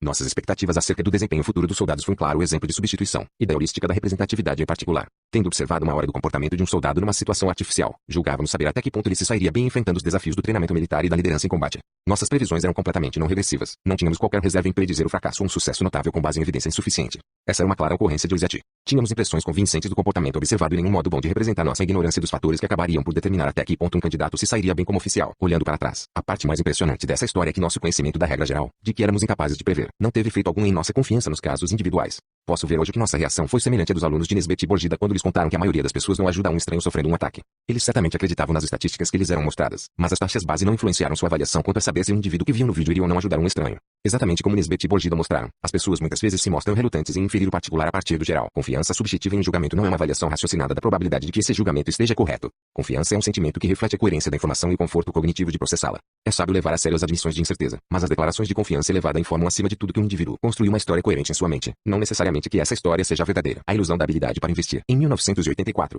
eu e nosso amigo Richard Aller visitamos uma firma de Wall Street. Nosso anfitrião, um experiente gerente de investimentos, nos convidaram para discutir o papel dos vieses de julgamento em investimento. Eu entendia tão pouco de finanças que não sabia nem o que lhe perguntar, mas lembro de um diálogo. Quando você vende uma ação, perguntei, quem compra? Ele respondeu com um aceno vagamente dirigido à janela, dando a entender que imaginava o comprador como alguém bem parecido com ele próprio. Isso era estranho, o que fazia uma pessoa comprar e a outra vender. O que os vendedores achavam que sabiam que os compradores não sabiam. Desde então, minhas perguntas sobre o mercado de ações consolidaram-se num enigma ainda maior. Uma enorme indústria parece estar erguida preponderantemente numa ilusão de habilidade. Bilhões de títulos são negociados na bolsa todos os dias, com muitas pessoas comprando as ações e outras vendendo-as para elas. Não é incomum que mais de 100 milhões de títulos de um único grupo de ações mude de mãos em um só dia.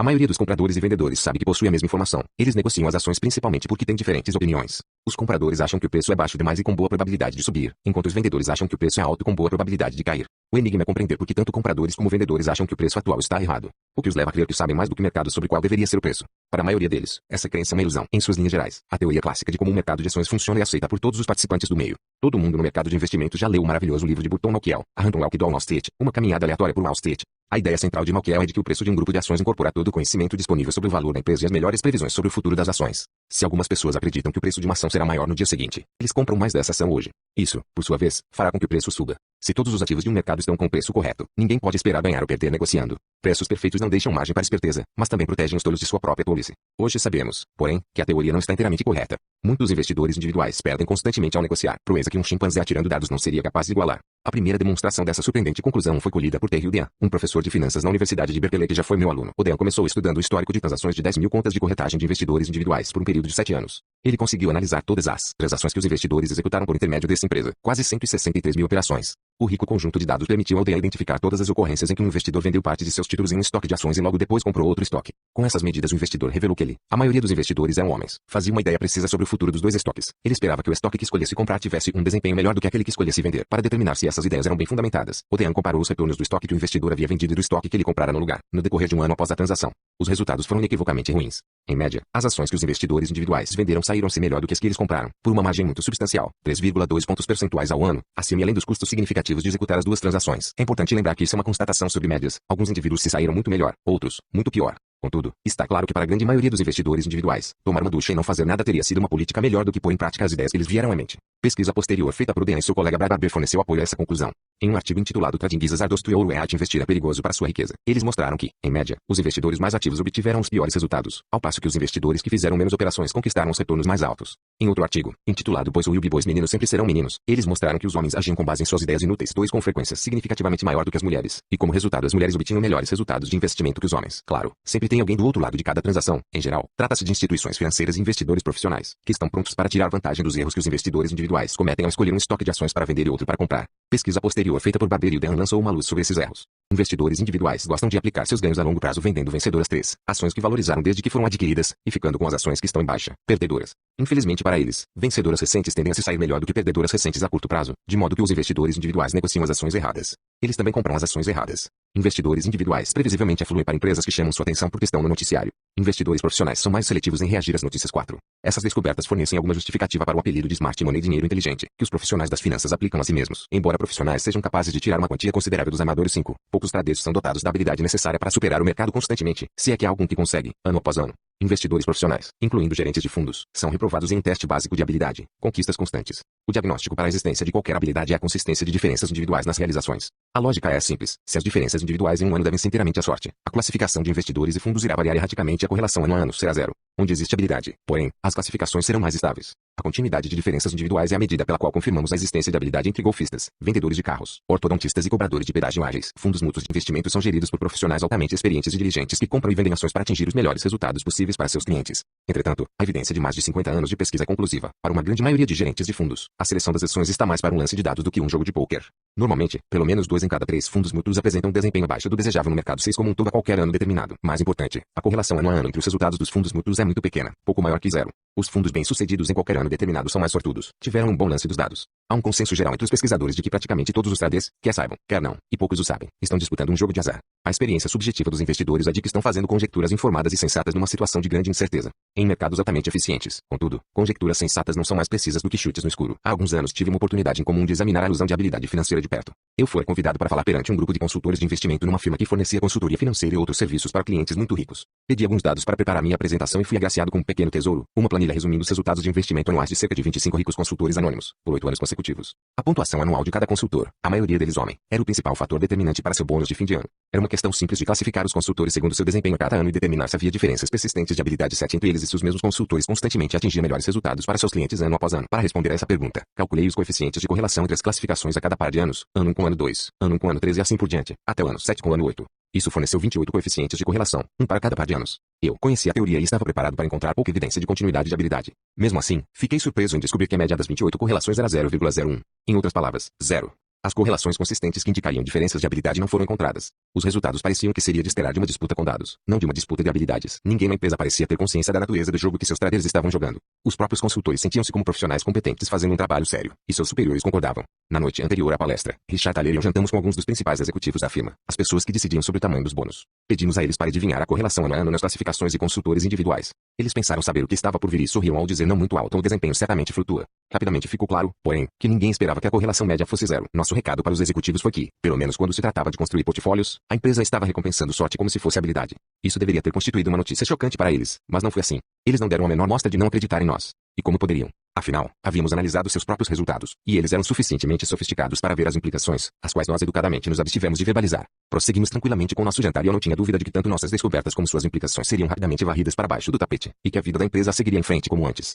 A ilusão de habilidade é mais do que uma mera aberração individual. Ela está profundamente arraigada na cultura do mundo financeiro. Fatos que desafiam tais pressupostos básicos, e desse modo ameaçam o meio de vida e a autoestima das pessoas, simplesmente não são absorvidos. A mente não os digere. Isso é particularmente verdadeiro sobre estudos estatísticos de desempenho, que fornecem informação da taxa básica que as pessoas em geral ignoram quando vai de encontro às suas impressões pessoais obtidas com a experiência. Na manhã seguinte, relatamos nossas descobertas para os consultores, e a reação deles foi igualmente impassível. Sua própria experiência de exercer julgamentos cuidadosos sobre problemas complexos era muito mais convincente para eles do que um obscuro fato estatístico. Quando terminamos, um dos executivos com quem eu jantara na noite anterior me levou para o aeroporto. Ele me falou, um pouco na defensiva: tenho me saído muito bem na empresa e ninguém vai tirar isso de mim. Eu sorri e fiquei quieto. Mas pensei, bom, eu tirei isso de você esta manhã.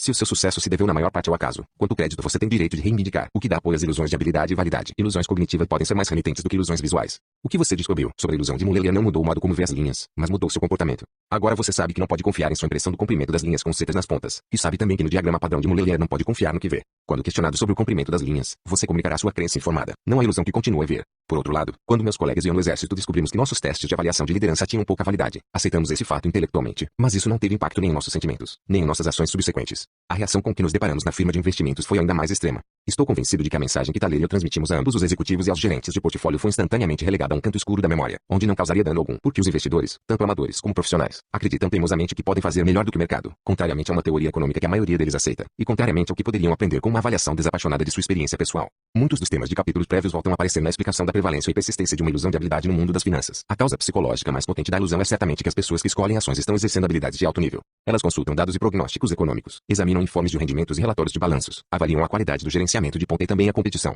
Tudo isso é um trabalho sério que exige treinamento extenso, e as pessoas que o fazem têm a experiência imediata e válida de usar essas habilidades. Infelizmente, a habilidade em avaliar as perspectivas de negócios de uma empresa não é suficiente para transações bem-sucedidas com ações, nas quais a questão-chave é se a informação sobre a empresa já está incorporada ao preço de sua ação. Falta aos investidores aparentemente a habilidade para responder a essa pergunta crucial, mas eles parecem ser ignorantes de sua ignorância. Como descobri ao observar cadetes no campo de obstáculos, a confiança subjetiva dos investidores é um sentimento, não um julgamento. Nosso entendimento do conforto cognitivo e da coerência associativa situa a confiança subjetiva firmemente no sistema 1. Finalmente, as ilusões de validade e habilidade são apoiadas por uma poderosa cultura profissional. Sabemos que as pessoas podem manter uma fé inabalável em qualquer proposição, por mais absurda que seja, quando ela é sustentada por uma comunidade de crentes que pensam igual. Dada a cultura profissional da comunidade financeira, não é de surpreender que grande número de indivíduos desse mundo acredite estar entre os poucos escolhidos capazes de fazer o que acreditam que os outros não podem. As ilusões dos gurus. A ideia de que o futuro é imprevisível é solapada diariamente pela facilidade com que o passado é explicado. Como apontou Nassim Taleb em A Lógica Cisne Negro, nossa tendência a construir narrativas coerentes do passado faz com que nos seja difícil aceitar os limites de nossa capacidade de fazer prognósticos. Tudo faz sentido quando visto em retrospectiva, fato que gurus financeiros exploram toda noite a oferecer relatos convincentes sobre os eventos do dia. E não podemos suprimir a intuição poderosa de que o que faz sentido em retrospectiva hoje era previsível ontem. A ilusão de que compreendamos o passado fomenta a superconfiança em nossa capacidade de prever o futuro. A imagem tão frequentemente utilizada da marcha da história implica ordem e direção. Marchas, ao contrário de passeios ou caminhadas, não são aleatórias. Achamos ser capazes de explicar o passado focando seja nos grandes movimentos sociais e nos avanços culturais e tecnológicos, seja nas intenções e capacidades de alguns grandes homens. A ideia de que grandes eventos históricos são determinados pela sorte é profundamente chocante, embora se possa demonstrar que é verdadeira. É difícil pensar na história do século XX, incluindo seus grandes movimentos sociais, sem trazer para a discussão o papel de Hitler, Stalin e Mao Zedong. Mas houve um momento no tempo, pouco antes de um óvulo ser fecundado, em que havia uma chance meio a meio de que o embrião que se tornou Hitler viesse a ser feminino. Compondo os três eventos, houve uma probabilidade de um oitavo de haver um século XX sem qualquer um dos três grandes vilões e é impossível argumentar que a história teria sido aproximadamente a mesma em sua ausência. A fertilização desses três óvulos trouxe consequências enormes, e torna uma piada a ideia de que acontecimentos de longo prazo são previsíveis, e contudo a ilusão de previsão válida permanece intacta, fato que é explorado por pessoas cuja profissão é prever, não apenas especialistas financeiros, como também gurus dos negócios e da política. Estações de TV, rádio e jornais contam com seus quadros de especialistas cujo trabalho é comentar sobre o passado recente e prever o futuro. O público em geral tem a impressão de que está recebendo informação que é de algum modo privilegiada, ou pelo menos extremamente perspicaz. E não há dúvida de que os especialistas e seus patrões acreditam genuinamente estar oferecendo tal informação. Philip Tetlock, um psicólogo da Universidade da Pensilvânia, explicou as previsões desses assim chamados especialistas num estudo marcante realizado durante 20 anos, que publicou em seu livro de 2005, Expert Political Judgment, ou Godizit. Ockham e Knowll, avaliação política especializada, é boa mesmo? Como vamos saber? Tetlock lançou as bases para qualquer discussão futura sobre o tema. Tetlock entrevistou 284 pessoas que ganhavam a vida comentando ou oferecendo conselhos sobre tendências políticas e econômicas. Ele lhes pediu para estimar as probabilidades de que determinados eventos pudessem ocorrer num futuro não assim tão distante, tanto em regiões do mundo nas quais haviam se especializado como em outras áreas sobre as quais tivessem menos conhecimento. Gorbachev seria derrubado em um golpe. Os Estados Estados Unidos entrariam em guerra no Golfo Pérsico. Que país iria se tornar o próximo grande mercado emergente? Ao todo, Tetlock reuniu mais de 80 mil previsões. Ele também perguntou aos especialistas como chegaram às suas conclusões, como reagiram quando viram que estavam errados e como avaliaram evidências que não davam apoio às suas posições. Pediu-se ainda aos participantes que classificassem as probabilidades de 3 resultados alternativos para cada caso: a continuidade do status quo, mais de alguma coisa, como liberdade política ou crescimento econômico, ou menos dessa mesma coisa. Os resultados foram devastadores. Os especialistas se saíram pior do que teria sido se tivessem simplesmente indicado probabilidades iguais para cada um dos 3 potenciais resultados. Em outras palavras, pessoas que passam o tempo e ganham a vida estudando um assunto particular produzem previsões menos exatas do que macacos jogando dardo, que teriam distribuído suas escolhas uniformemente pelas opções. Mesmo na região geopolítica de sua especialidade, os analistas não se saíram significativamente melhor do que os não especialistas. Aqueles que conhecem mais fazem prognósticos apenas ligeiramente melhores do que os que conhecem menos. Mas os que têm mais conhecimento são em geral menos confiáveis. O motivo é que a pessoa que adquire mais conhecimento desenvolve uma ilusão acentuada de sua habilidade e se torna irrealisticamente superconfiante. Chegamos ao ponto de rendimentos proféticos marginais decrescentes com uma rapidez desconcertante. Escreve Tetlock. Nessa era de hiperespecialização acadêmica 8, não há motivo para supor que os que colaboram nos principais jornais, cientistas políticos destacados, especialistas no estudo de uma região, economistas e assim por diante, sejam sequer um pouco melhores do que os jornalistas ou leitores atentos do The New York Times na leitura de situações emergentes. Quanto mais famoso o especialista, descobriu Tetlock, mais rebuscado o prognóstico. Especialistas muito requisitados, escreve ele, eram mais superconfiantes do que seus colegas que ganhavam sustento longe dos holofotes. Tetlock também descobriu que os especialistas resistiam a admitir que haviam se enganado, e quando eram obrigados a assumir um erro, dispunham de uma ampla coleção de desculpas. Só haviam errado quanto ao momento. Um evento imprevisto ocorrera ou haviam se equivocado, só que pelos motivos corretos. Especialistas são apenas humanos, no fim das contas.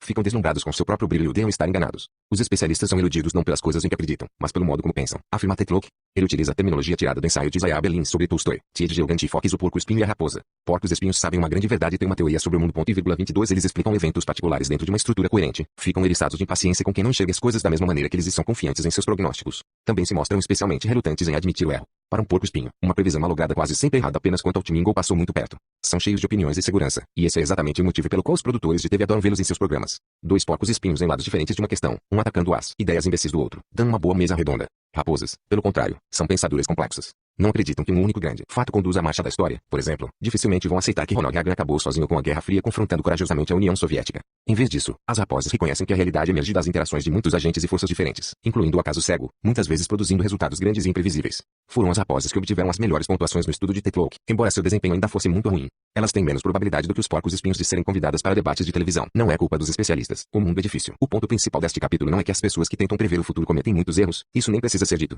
A primeira lição é que os erros de previsão são inevitáveis porque o mundo é imprevisível. A segunda é que não se deve confiar numa convicção muito subjetiva como indicativo de precisão. Pouca convicção pode ser mais informativa. Tendências de curto prazo podem ser previstas, e comportamentos e realizações podem ser previstos com razoável precisão a partir de comportamentos e realizações anteriores. Mas não devemos esperar que o desempenho em treinamento militar e em combate seja previsível com base em um comportamento no campo de obstáculos. O comportamento tanto no teste como no mundo real é determinado por muitos fatores que são específicos à situação particular. Retire um membro excessivamente autoconfiante de um grupo de 8 candidatos e a personalidade de todos os demais parecerá mudar. Desvie alguns centímetros a bala de um atirador de elite e o desempenho do oficial será transformado. Não nego a validade de todos os testes. Se um teste prediz um resultado importante com uma validade de 0,20 ou 0,30, o teste deve ser utilizado. Mas não espere mais que isso. Você deve esperar pouco ou nada de consultores de investimento de Wall Street que imaginam ser mais precisos que o mercado em prever o futuro dos preços. E você não deve esperar grande coisa de gurus fazendo prognósticos de longo prazo, embora eles até possam oferecer insights valiosos sobre o futuro imediato. A linha que separa o futuro possivelmente previsível do futuro distante e imprevisível ainda está por ser traçada. Falando de habilidade ilusória, ele sabe que o histórico indica que o desenvolvimento dessa enfermidade é em grande parte imprevisível. Como pode ficar tão confiante neste caso? Parece uma ilusão de validade. Ela tem uma história coerente que explica tudo o que sabe, e a coerência faz com que se sinta bem, o que leva ele a crer que é mais esperto que o mercado.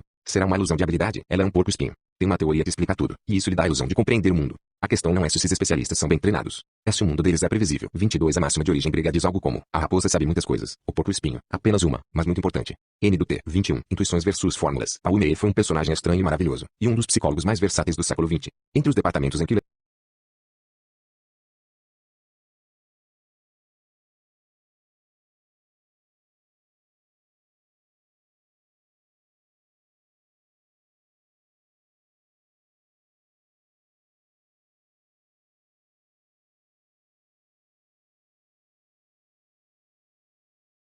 lecionou na Universidade de Minnesota estavam os de psicologia, direito, psiquiatria, neurologia e filosofia. Ele também escreveu sobre religião, ciência política e aprendizado em ratos. Um pesquisador estatisticamente sofisticado e crítico feroz de alegações fúteis em psicologia clínica, Meyer era também um psicanalista praticante. Escreveu ensaios cuidadosos sobre os fundamentos filosóficos da pesquisa psicológica que cheguei quase a decorar quando era aluno de graduação. Nunca o conheci, mas ele se tornou um dos meus heróis a partir do momento em que li seu Clinical PS.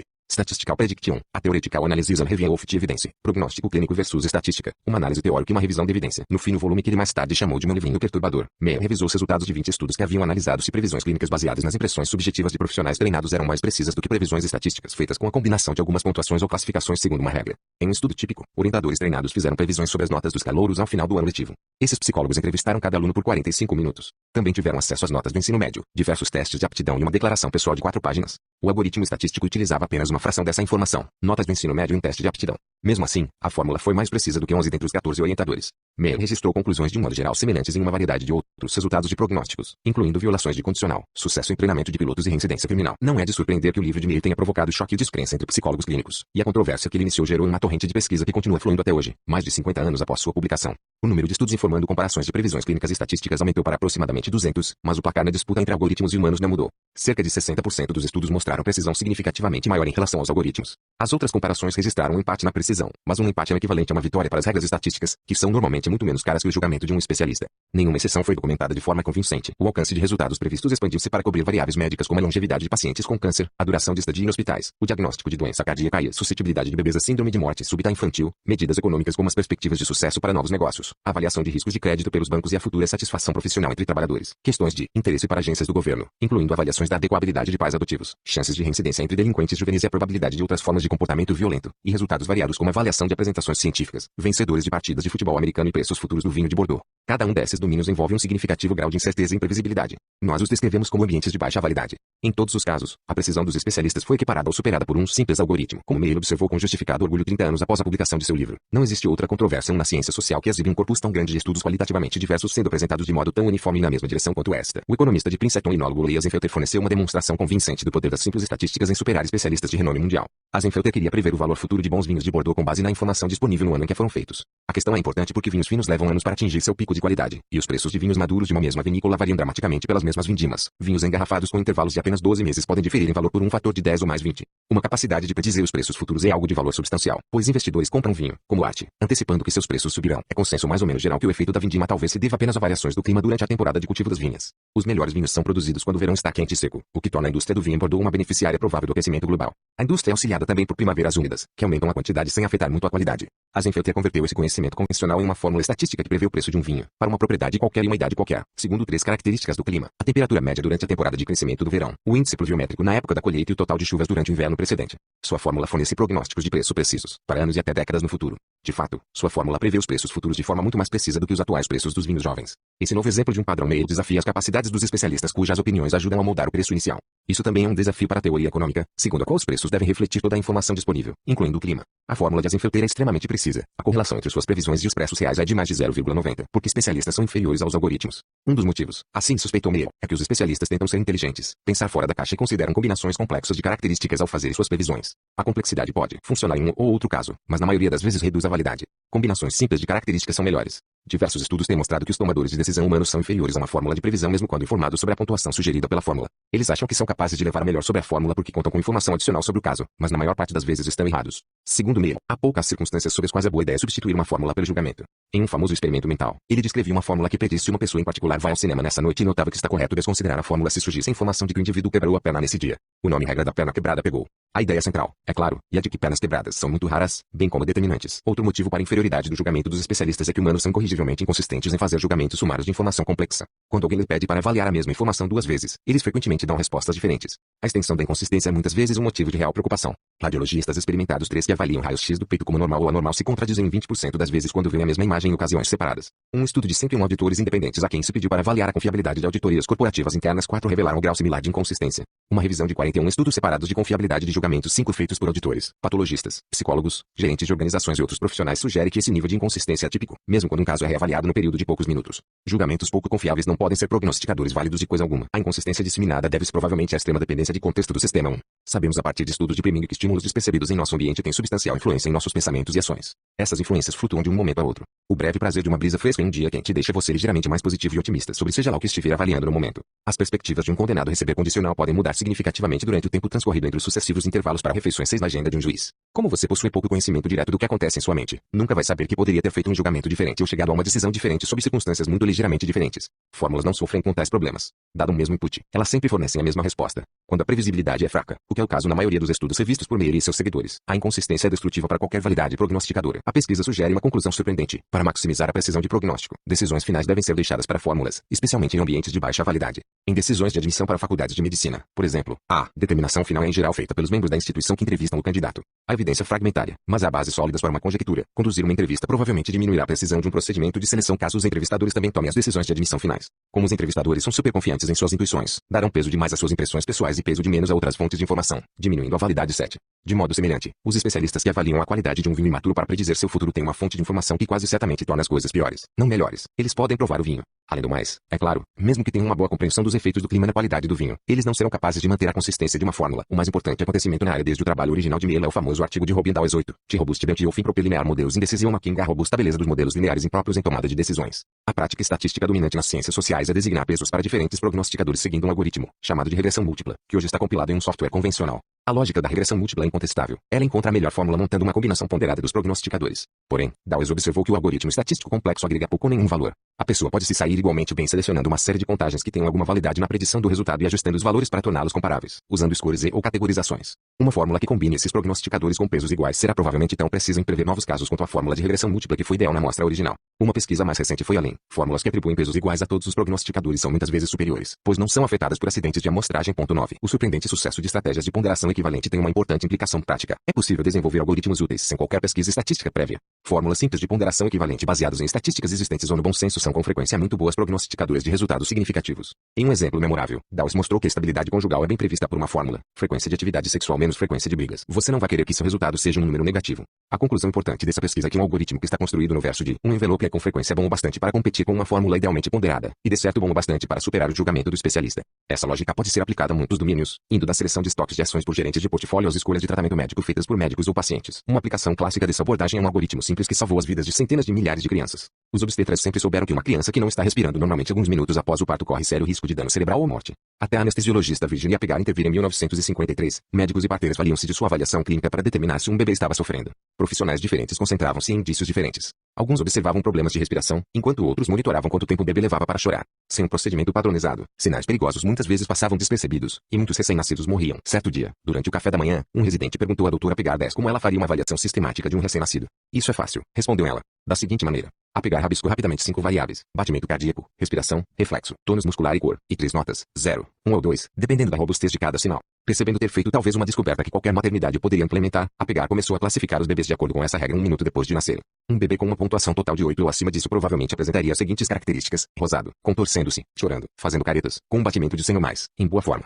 Um bebê com uma pontuação de 4 ou abaixo era provavelmente arroxeado, flácido, passivo, com batimento lento ou fraco, necessitando de intervenção imediata. Aplicando a escala de Pegar, a equipe das maternidades finalmente passou a contar com padrões consistentes para determinar quais bebês estavam com problemas, e a fórmula recebeu o devido crédito como uma importante contribuição para reduzir a mortalidade infantil. O teste de Pegar ainda é usado diariamente em todas as maternidades. O recente checklist de Atugal fornece inúmeros outros exemplos das virtudes da checagem de itens e regras simples. 11. A hostilidade aos algoritmos. Desde o início, psicólogos clínicos reagiram às ideias de Meyer com hostilidade e descrença. Claramente, estavam possuídos de uma ilusão de habilidade quanto à sua própria capacidade de fazer prognósticos de longo prazo. Pensando bem, é fácil perceber como a ilusão se formou e é fácil se solidarizar com a rejeição dos clínicos à pesquisa de Meyer. A evidência estatística de inferioridade clínica contradiz a experiência diária dos clínicos quanto à qualidade de suas avaliações. Psicólogos que trabalham com pacientes têm muitos pressentimentos durante cada sessão de terapia, antecipando como o paciente vai reagir a uma intervenção, conjecturando sobre o que ocorrerá a seguir. Muitos desses pressentimentos são confirmados, ilustrando a realidade da habilidade clínica. O problema é que os julgamentos corretos envolvem previsões de curto prazo no contexto da entrevista terapêutica, habilidade em que os profissionais têm muitos anos de prática. As tarefas em que eles tipicamente falham exigem previsões de longo prazo sobre o futuro do paciente. Essas são bem mais difíceis. Mesmo as melhores fórmulas saem-se apenas modestamente bem, e são ainda tarefas que os clínicos nunca tiveram oportunidade de aprender adequadamente. Eles teriam de esperar anos pelo feedback, em vez de receber o feedback instantâneo da sessão clínica.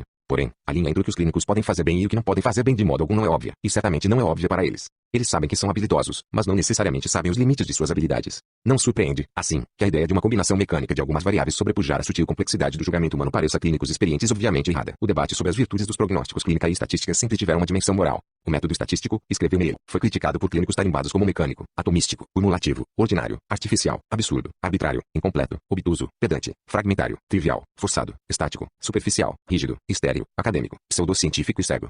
O método clínico, por outro lado, já foi enaltecido por seus propositores como dinâmico, global, significativo, holístico, sutil, solidário, padronizado, organizado, rico, profundo, genuíno, sensível, sofisticado, real, vivo, concreto, natural, realista e compreensivo. Essa é uma atitude que podemos todos reconhecer. Quando um humano compete com uma máquina, seja o lendário gigante John Henry abrindo túneis ferroviários na montanha com seu martelo, seja o gênio enxadrista Garry Kasparov enfrentando o computador da Deep Blue, nossas simpatias são dirigidas ao nosso semelhante humano. A versão algoritmos tomando decisões que afetam humanos está enraizada na forte preferência que muitas pessoas têm pelo natural sobre o sintético ou artificial. Pergunte a qualquer pessoa se ela preferiria comer uma maçã cultivada de modo orgânico ou industrial, e a maioria vai responder que prefere a fruta 100% natural. Mesmo depois de serem informadas que as duas maçãs têm o mesmo gosto, idêntico valor nutricional e são igualmente saudáveis, ainda assim a maioria vai preferir a fruta orgânica 12. Até os produtores de cerveja já descobriram que podem aumentar as vendas escrevendo 100% natural ou sem conservantes no rótulo. A profunda resistência à desmistificação da expertise é ilustrada pela reação da comunidade enóloga europeia à fórmula de Azenfelter para predizer o preço dos vinhos de Bordeaux. A fórmula de Azenfelter atendia uma prece. Seria de se esperar que os amantes de vinho do mundo todo ficariam agradecidos a ele por melhorar de modo demonstrável sua capacidade de identificar os vinhos que mais tarde seriam bons. Nada disso. A reação nos círculos de enólogos franceses, escreveu o New York Times, variou em algum ponto entre violenta e histérica. Azenfelter relata que um deles chamou sua descoberta de ridícula e absurda. Outro zombou. É como julgar filmes sem vê-los de verdade. O preconceito contra algoritmos é intensificado quando as decisões são significativas. Meir observou. Não sei muito bem como aliviar o horror que alguns médicos parecem sentir quando imaginam um caso tratável tendo seu tratamento negado porque uma equação cega, mecânica o classificou erroneamente. Por outro lado, Meir e outros proponentes de algoritmos têm defendido fortemente que é antiético apoiar-se em julgamentos intuitivos para decisões importantes se um algoritmo que cometerá poucos erros está disponível. O argumento racional deles é convincente, mas depõe contra uma realidade psicológica persistente. Para a maioria das pessoas, a causa do erro faz diferença. A história de uma criança morrendo porque um algoritmo cometeu um erro é mais pungente do que a história da mesma tragédia ocorrendo como resultado de erro humano, e a diferença na intensidade emocional é prontamente traduzida em uma preferência moral. Felizmente, a hostilidade a algoritmos provavelmente irá abrandar à medida que seu papel na vida cotidiana continuar a se expandir. Procurando livros ou música de que podemos gostar, apreciamos as recomendações geradas por um software.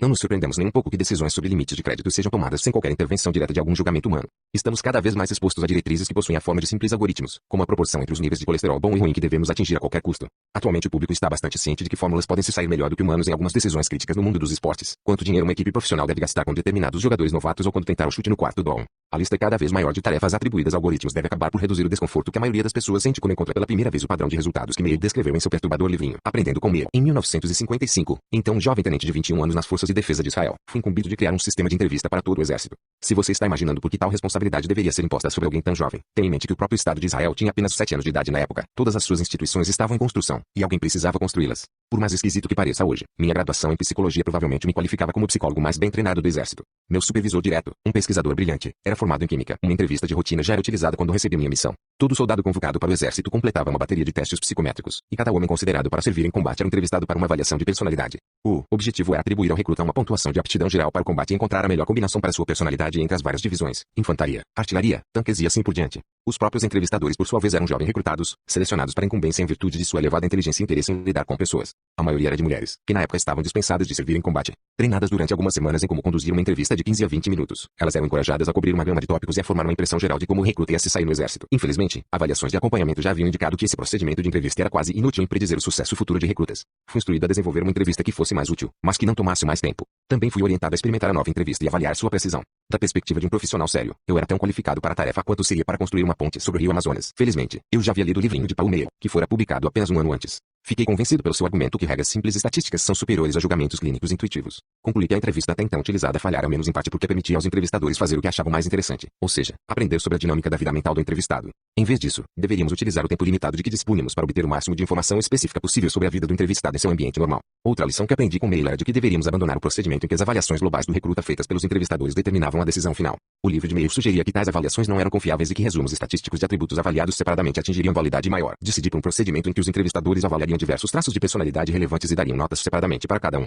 A contagem final de adequação para servir em combate seria calculada segundo uma fórmula padronizada, sem nenhum input adicional dos entrevistadores. Elaborei uma lista de 6 características que pareciam relevantes para o desempenho numa unidade de combate, incluindo responsabilidade, sociabilidade e orgulho masculino. Depois escrevi, para cada característica, uma série de questões factuais sobre a vida do indivíduo antes de seu alistamento, incluindo o número de diferentes trabalhos que ele tivera, quão assíduo e pontual fora em seu trabalho ou estudos, a frequência de suas interações com amigos e seu interesse e participação em esportes, entre outras coisas. A ideia era avaliar tão objetivamente quanto possível até que ponto o recruta se saíra bem em cada dimensão, concentrando-me em questões padronizadas, factuais. Eu esperava combater e efetuá-lo, em que primeiras impressões favoráveis influenciam julgamentos posteriores. Como precaução extra contra los, instruí os entrevistadores a percorrer as 6 características, numa sequência fixa, classificando cada traço numa escala de 5 pontos antes de passar a seguinte. E foi isso. Informei os entrevistadores que não precisavam se preocupar com o futuro ajuste dos recrutas à vida militar. Sua única tarefa era extrair fatos relevantes sobre o passado deles e usar essa informação para pontuar a dimensão de cada personalidade. Sua função é fornecer medidas confiáveis, disse a eles. Deixem a validade preditiva para mim, com o que eu queria dizer a fórmula que eu ia projetar para combinar suas classificações específicas. Os entrevistadores chegaram perto de um motim. Aquelas pessoas jovens e brilhantes não gostaram nem um pouco de receber ordens de alguém muito pouco mais velho do que eles próprios, para mudar sua intuição e foco inteiramente para entediantes perguntas factuais. Um deles se queixou: você está nos transformando em robôs. Então fiz uma concessão. Façam a entrevista exatamente como instruí, disse-lhes. E quando terminarem, façam como quiserem. Fechem os olhos, tentem imaginar o recruta como um soldado, e atribuam a ele uma pontuação numa escala de 1 a 5. Centenas de entrevistas foram conduzidas por esse novo método e alguns meses depois recebemos as avaliações do desempenho dos soldados das mãos dos oficiais comandantes das unidades para as quais eles haviam sido destacados. Os resultados nos deixaram satisfeitos. Como sugeriu o livro de Meir, o novo procedimento de entrevista teve uma melhora substancial sobre o antigo. A soma de nossas 6 classificações previu o desempenho dos soldados muito mais precisamente do que as avaliações globais do método de entrevista precedente, embora fosse longe de perfeito. Havíamos progredido do completamente inútil ao moderadamente útil. A grande surpresa para mim foi que o julgamento intuitivo elaborado pelos entrevistadores no exercício de fechar os olhos também se saiu muito bem. Na verdade, também quanto à soma das 6 classificações específicas. Aprendi com a descoberta uma lição que nunca esqueci. Intuição agrega valor até justamente ridicularizado em entrevista de seleção, mas somente após uma coleta disciplinada de informação objetiva e uma pontuação disciplinada de características isoladas. Estabeleci uma fórmula que dava à avaliação feche os olhos o mesmo peso da soma das classificações de 6 características. Uma lição mais geral que aprendi com esse episódio foi de não confiar simplesmente no julgamento intuitivo, seja o seu, seja o de outros, mas também de não desprezá-lo. Cerca de 45 anos depois, após ganhar o prêmio Nobel em Economia, tornei-me por um breve período uma celebridade em Israel. Em uma de minhas visitas, teve a ideia de me levar para dar uma volta por minha velha base do exército, que ainda abrigava a unidade que entrevista novos recrutas. Fui apresentado ao oficial comandante da unidade de psicologia, e ela descreveu para mim sua prática corrente de entrevistas, que não mudara muito do sistema que eu havia elaborado. Havia, como vimos, uma considerável quantidade de pesquisa indicando que as entrevistas ainda funcionavam bem. Quando terminou de descrever como as entrevistas eram conduzidas, a oficial acrescentou: depois a gente diz para eles, fechem os olhos, faça você mesmo. A mensagem deste capítulo é prontamente aplicável a outras tarefas que não tomar decisões sobre a capacidade humana para um exército. Implementar procedimentos de entrevista no espírito de Meir e Dawes exige relativamente pouco esforço, mas substancial disciplina. Suponha que você necessite contratar um representante de vendas para sua empresa. Se você leva a sério a tarefa de contratar a melhor pessoa possível para o cargo, eis o que deve fazer.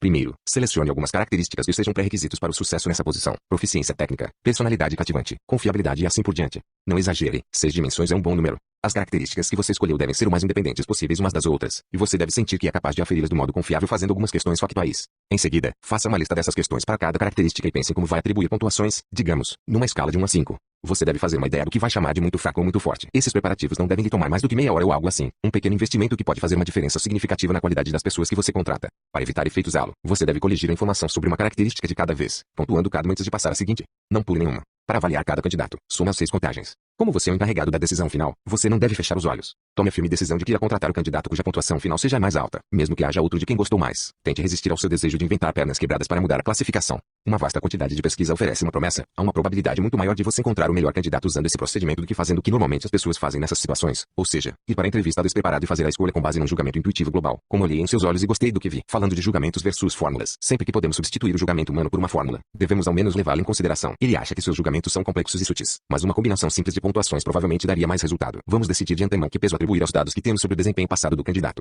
De outro modo, daremos peso demais à nossa impressão com base nas entrevistas. 22.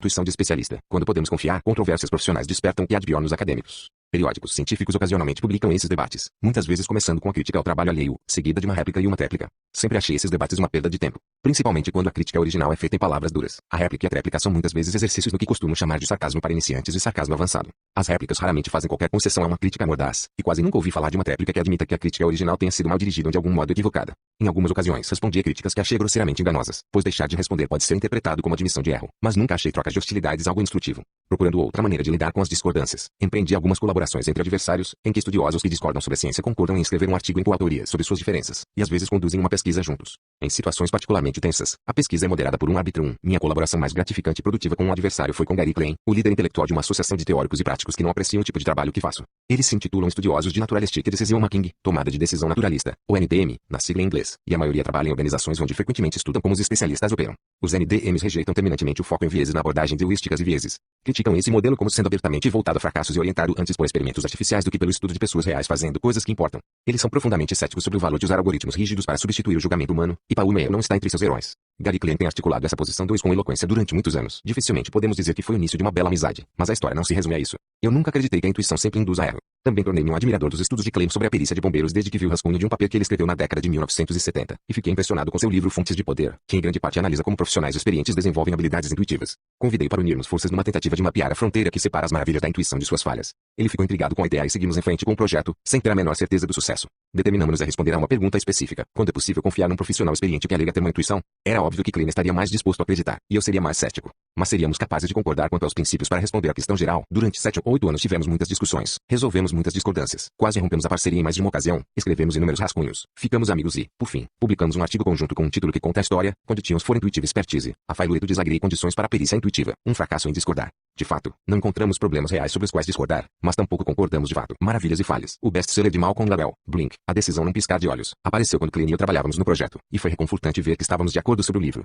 Gladwell inicia com a memorável história de especialistas em arte diante de um objeto que é descrito como um exemplo magnífico de Couros 3, uma escultura de menino em movimento. Vários especialistas tiveram reações fortemente viscerais. Sentiam lá no fundo que a estátua era falsa, mas eram incapazes de articular o que havia nela que os deixava desconfortáveis. Todo mundo que leu o livro, milhões de pessoas, lembra dessa história como um triunfo da intuição. Os especialistas concordaram que sabiam que a escultura era falsa sem saber como sabiam. A verdadeira definição de intuição. Essa história parece sugerir que uma busca sistemática pelo indício que guiou os especialistas teria falhado, mas Klein e eu rejeitamos essa conclusão. De nosso ponto de vista, fazer essa investigação era necessário, e se conduzida da maneira apropriada, o que Klein sabe como fazer, provavelmente teria sido bem sucedida. Embora muitos leitores do exemplo do Couros estivessem certamente atraídos pela visão quase mágica da intuição do especialista, o próprio Gladwell não defende essa posição. Em um capítulo posterior, ele descreve um fracasso maciço da intuição. Os norte-americanos elegeram o presidente Harding, cuja única qualificação para o cargo era parecer perfeito para o papel.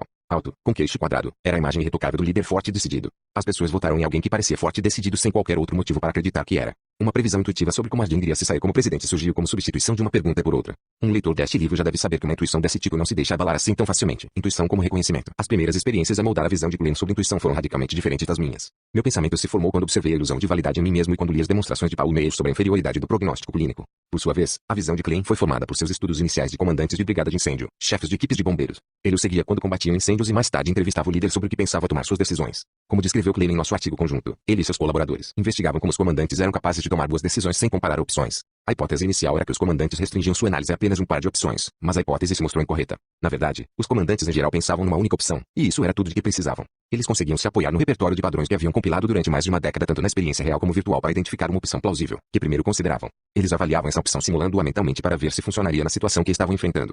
Se o curso da ação que estavam considerando parecia apropriado, eles a implementavam. Se tivesse alguma falha, eles a modificavam. Se não podiam modificá-la facilmente, voltavam-se para a opção mais plausível seguinte e executavam o mesmo procedimento até que um curso de ação fosse encontrado. Klein elaborou essa descrição em uma teoria de tomada de decisão que chamou de modelo de decisão por reconhecimento invocado, Recognition Prime Decision, ou RPD, e se aplica a bombeiros, mas também descreve a perícia em outros domínios, incluindo o xadrez. O processo envolve tanto o sistema 1 como o sistema 2. Na primeira fase, um plano experimental vem à mente por meio de uma função automática da memória associativa, o sistema 1. A fase seguinte é um processo deliberado em que o plano é estimulado mentalmente para verificar se vai funcionar, uma operação do sistema 2. O modelo da tomada de decisão intuitiva como um reconhecimento de padrão desenvolve ideias introduzidas há algum tempo por Herbert Simon, talvez o único estudioso reconhecido e admirado como herói 4 e figura fundadora por todos os clãs e tribos rivais no estudo da tomada de decisão. Citei a definição de intuição de Herbert Simon na introdução, mas vai fazer mais sentido quando eu repeti-la agora. A situação forneceu um indício. Esse indício deu ao especialista acesso à informação armazenada em sua memória, e a informação fornece a resposta. A intuição não é nada mais, nada menos que reconhecimento. 5. Essa forte declaração reduz a mágica aparente da intuição à experiência cotidiana da memória.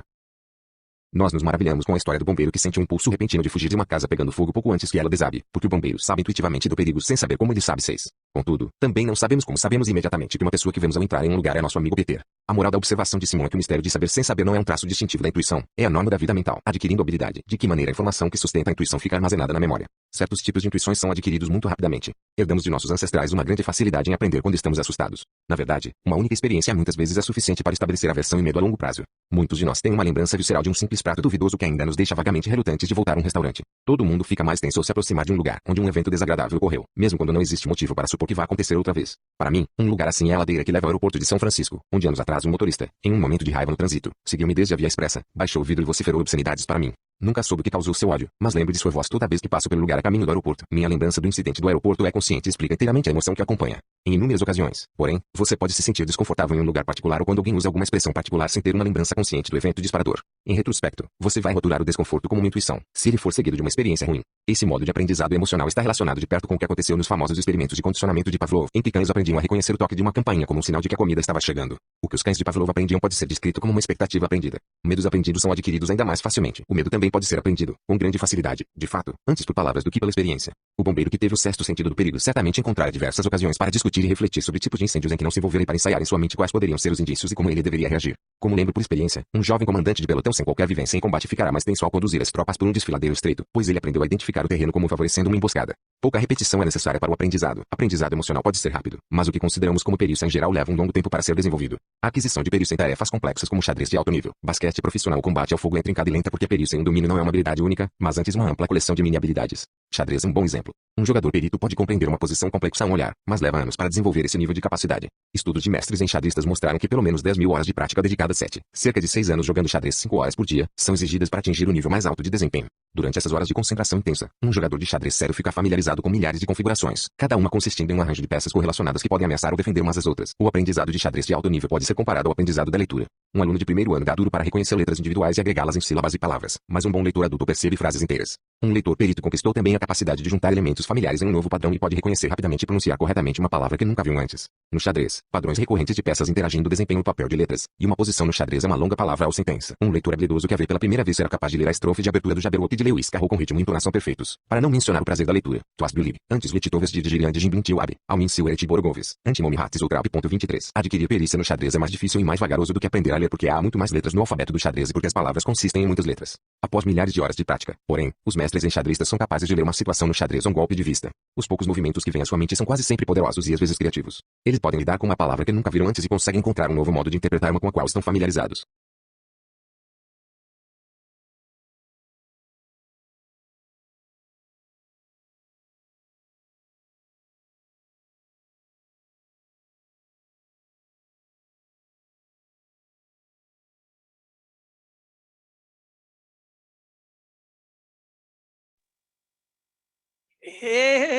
Queridos, uau! Incrível isso. Fazer um comentário aqui, acabamos por hoje. Acabamos o primeiro arquivo, agora falta o segundo. Ele fala de novo da questão do campo intuitivo, ele traz algo bem interessante, mas que eu quero ampliar um pouco essa visão. A questão do campo intuitivo, ele traz a questão do bombeiro, e que o bombeiro teve a intuição de que o chão ia cair, que ele tinha que sair. E aí ele correlaciona isso com a questão de que ele tinha informações armazenadas ali. E ele traz, posteriormente, que existem informações de nossos antepassados que são passadas para nós. Bom, dos antepassados e dos antepassados dos antepassados. E aí a gente pode entender como a gente quiser isso. Nada vem do nada, tudo está aí. E a gente capta essas energias e reconhece ela. A gente não conhece aquilo que a gente não conhece. A gente não reconhece aquilo que a gente não conhece. Mesmo que você não tenha visto hoje, tenha visto há 10 anos atrás, tenha visto há 20 anos atrás, ou em outra vida, se você acreditar em outras encarnações, enfim. Aí é uma crença de cada um. O fato que é isso, é o que eu falei no começo sobre a questão da improvisação, que a improvisação ela não se faz do acaso, sai do além. Né? Ela se faz com informações que você adquiriu, sem você estar no presente nem no passado, no momento presente, e acessando essas informações. A intuição funciona da mesma forma, né? Essa intuição que funciona mesmo, né? Acontece da mesma forma. Então, só para aprofundar um pouco. Queridos, a gente se vê amanhã cedo, que vocês tenham uma linda noite, sentindo a bênção que já é o dia, que já é a sua existência, que é cada respiração, tá bom? Um beijo, fui! Valeu!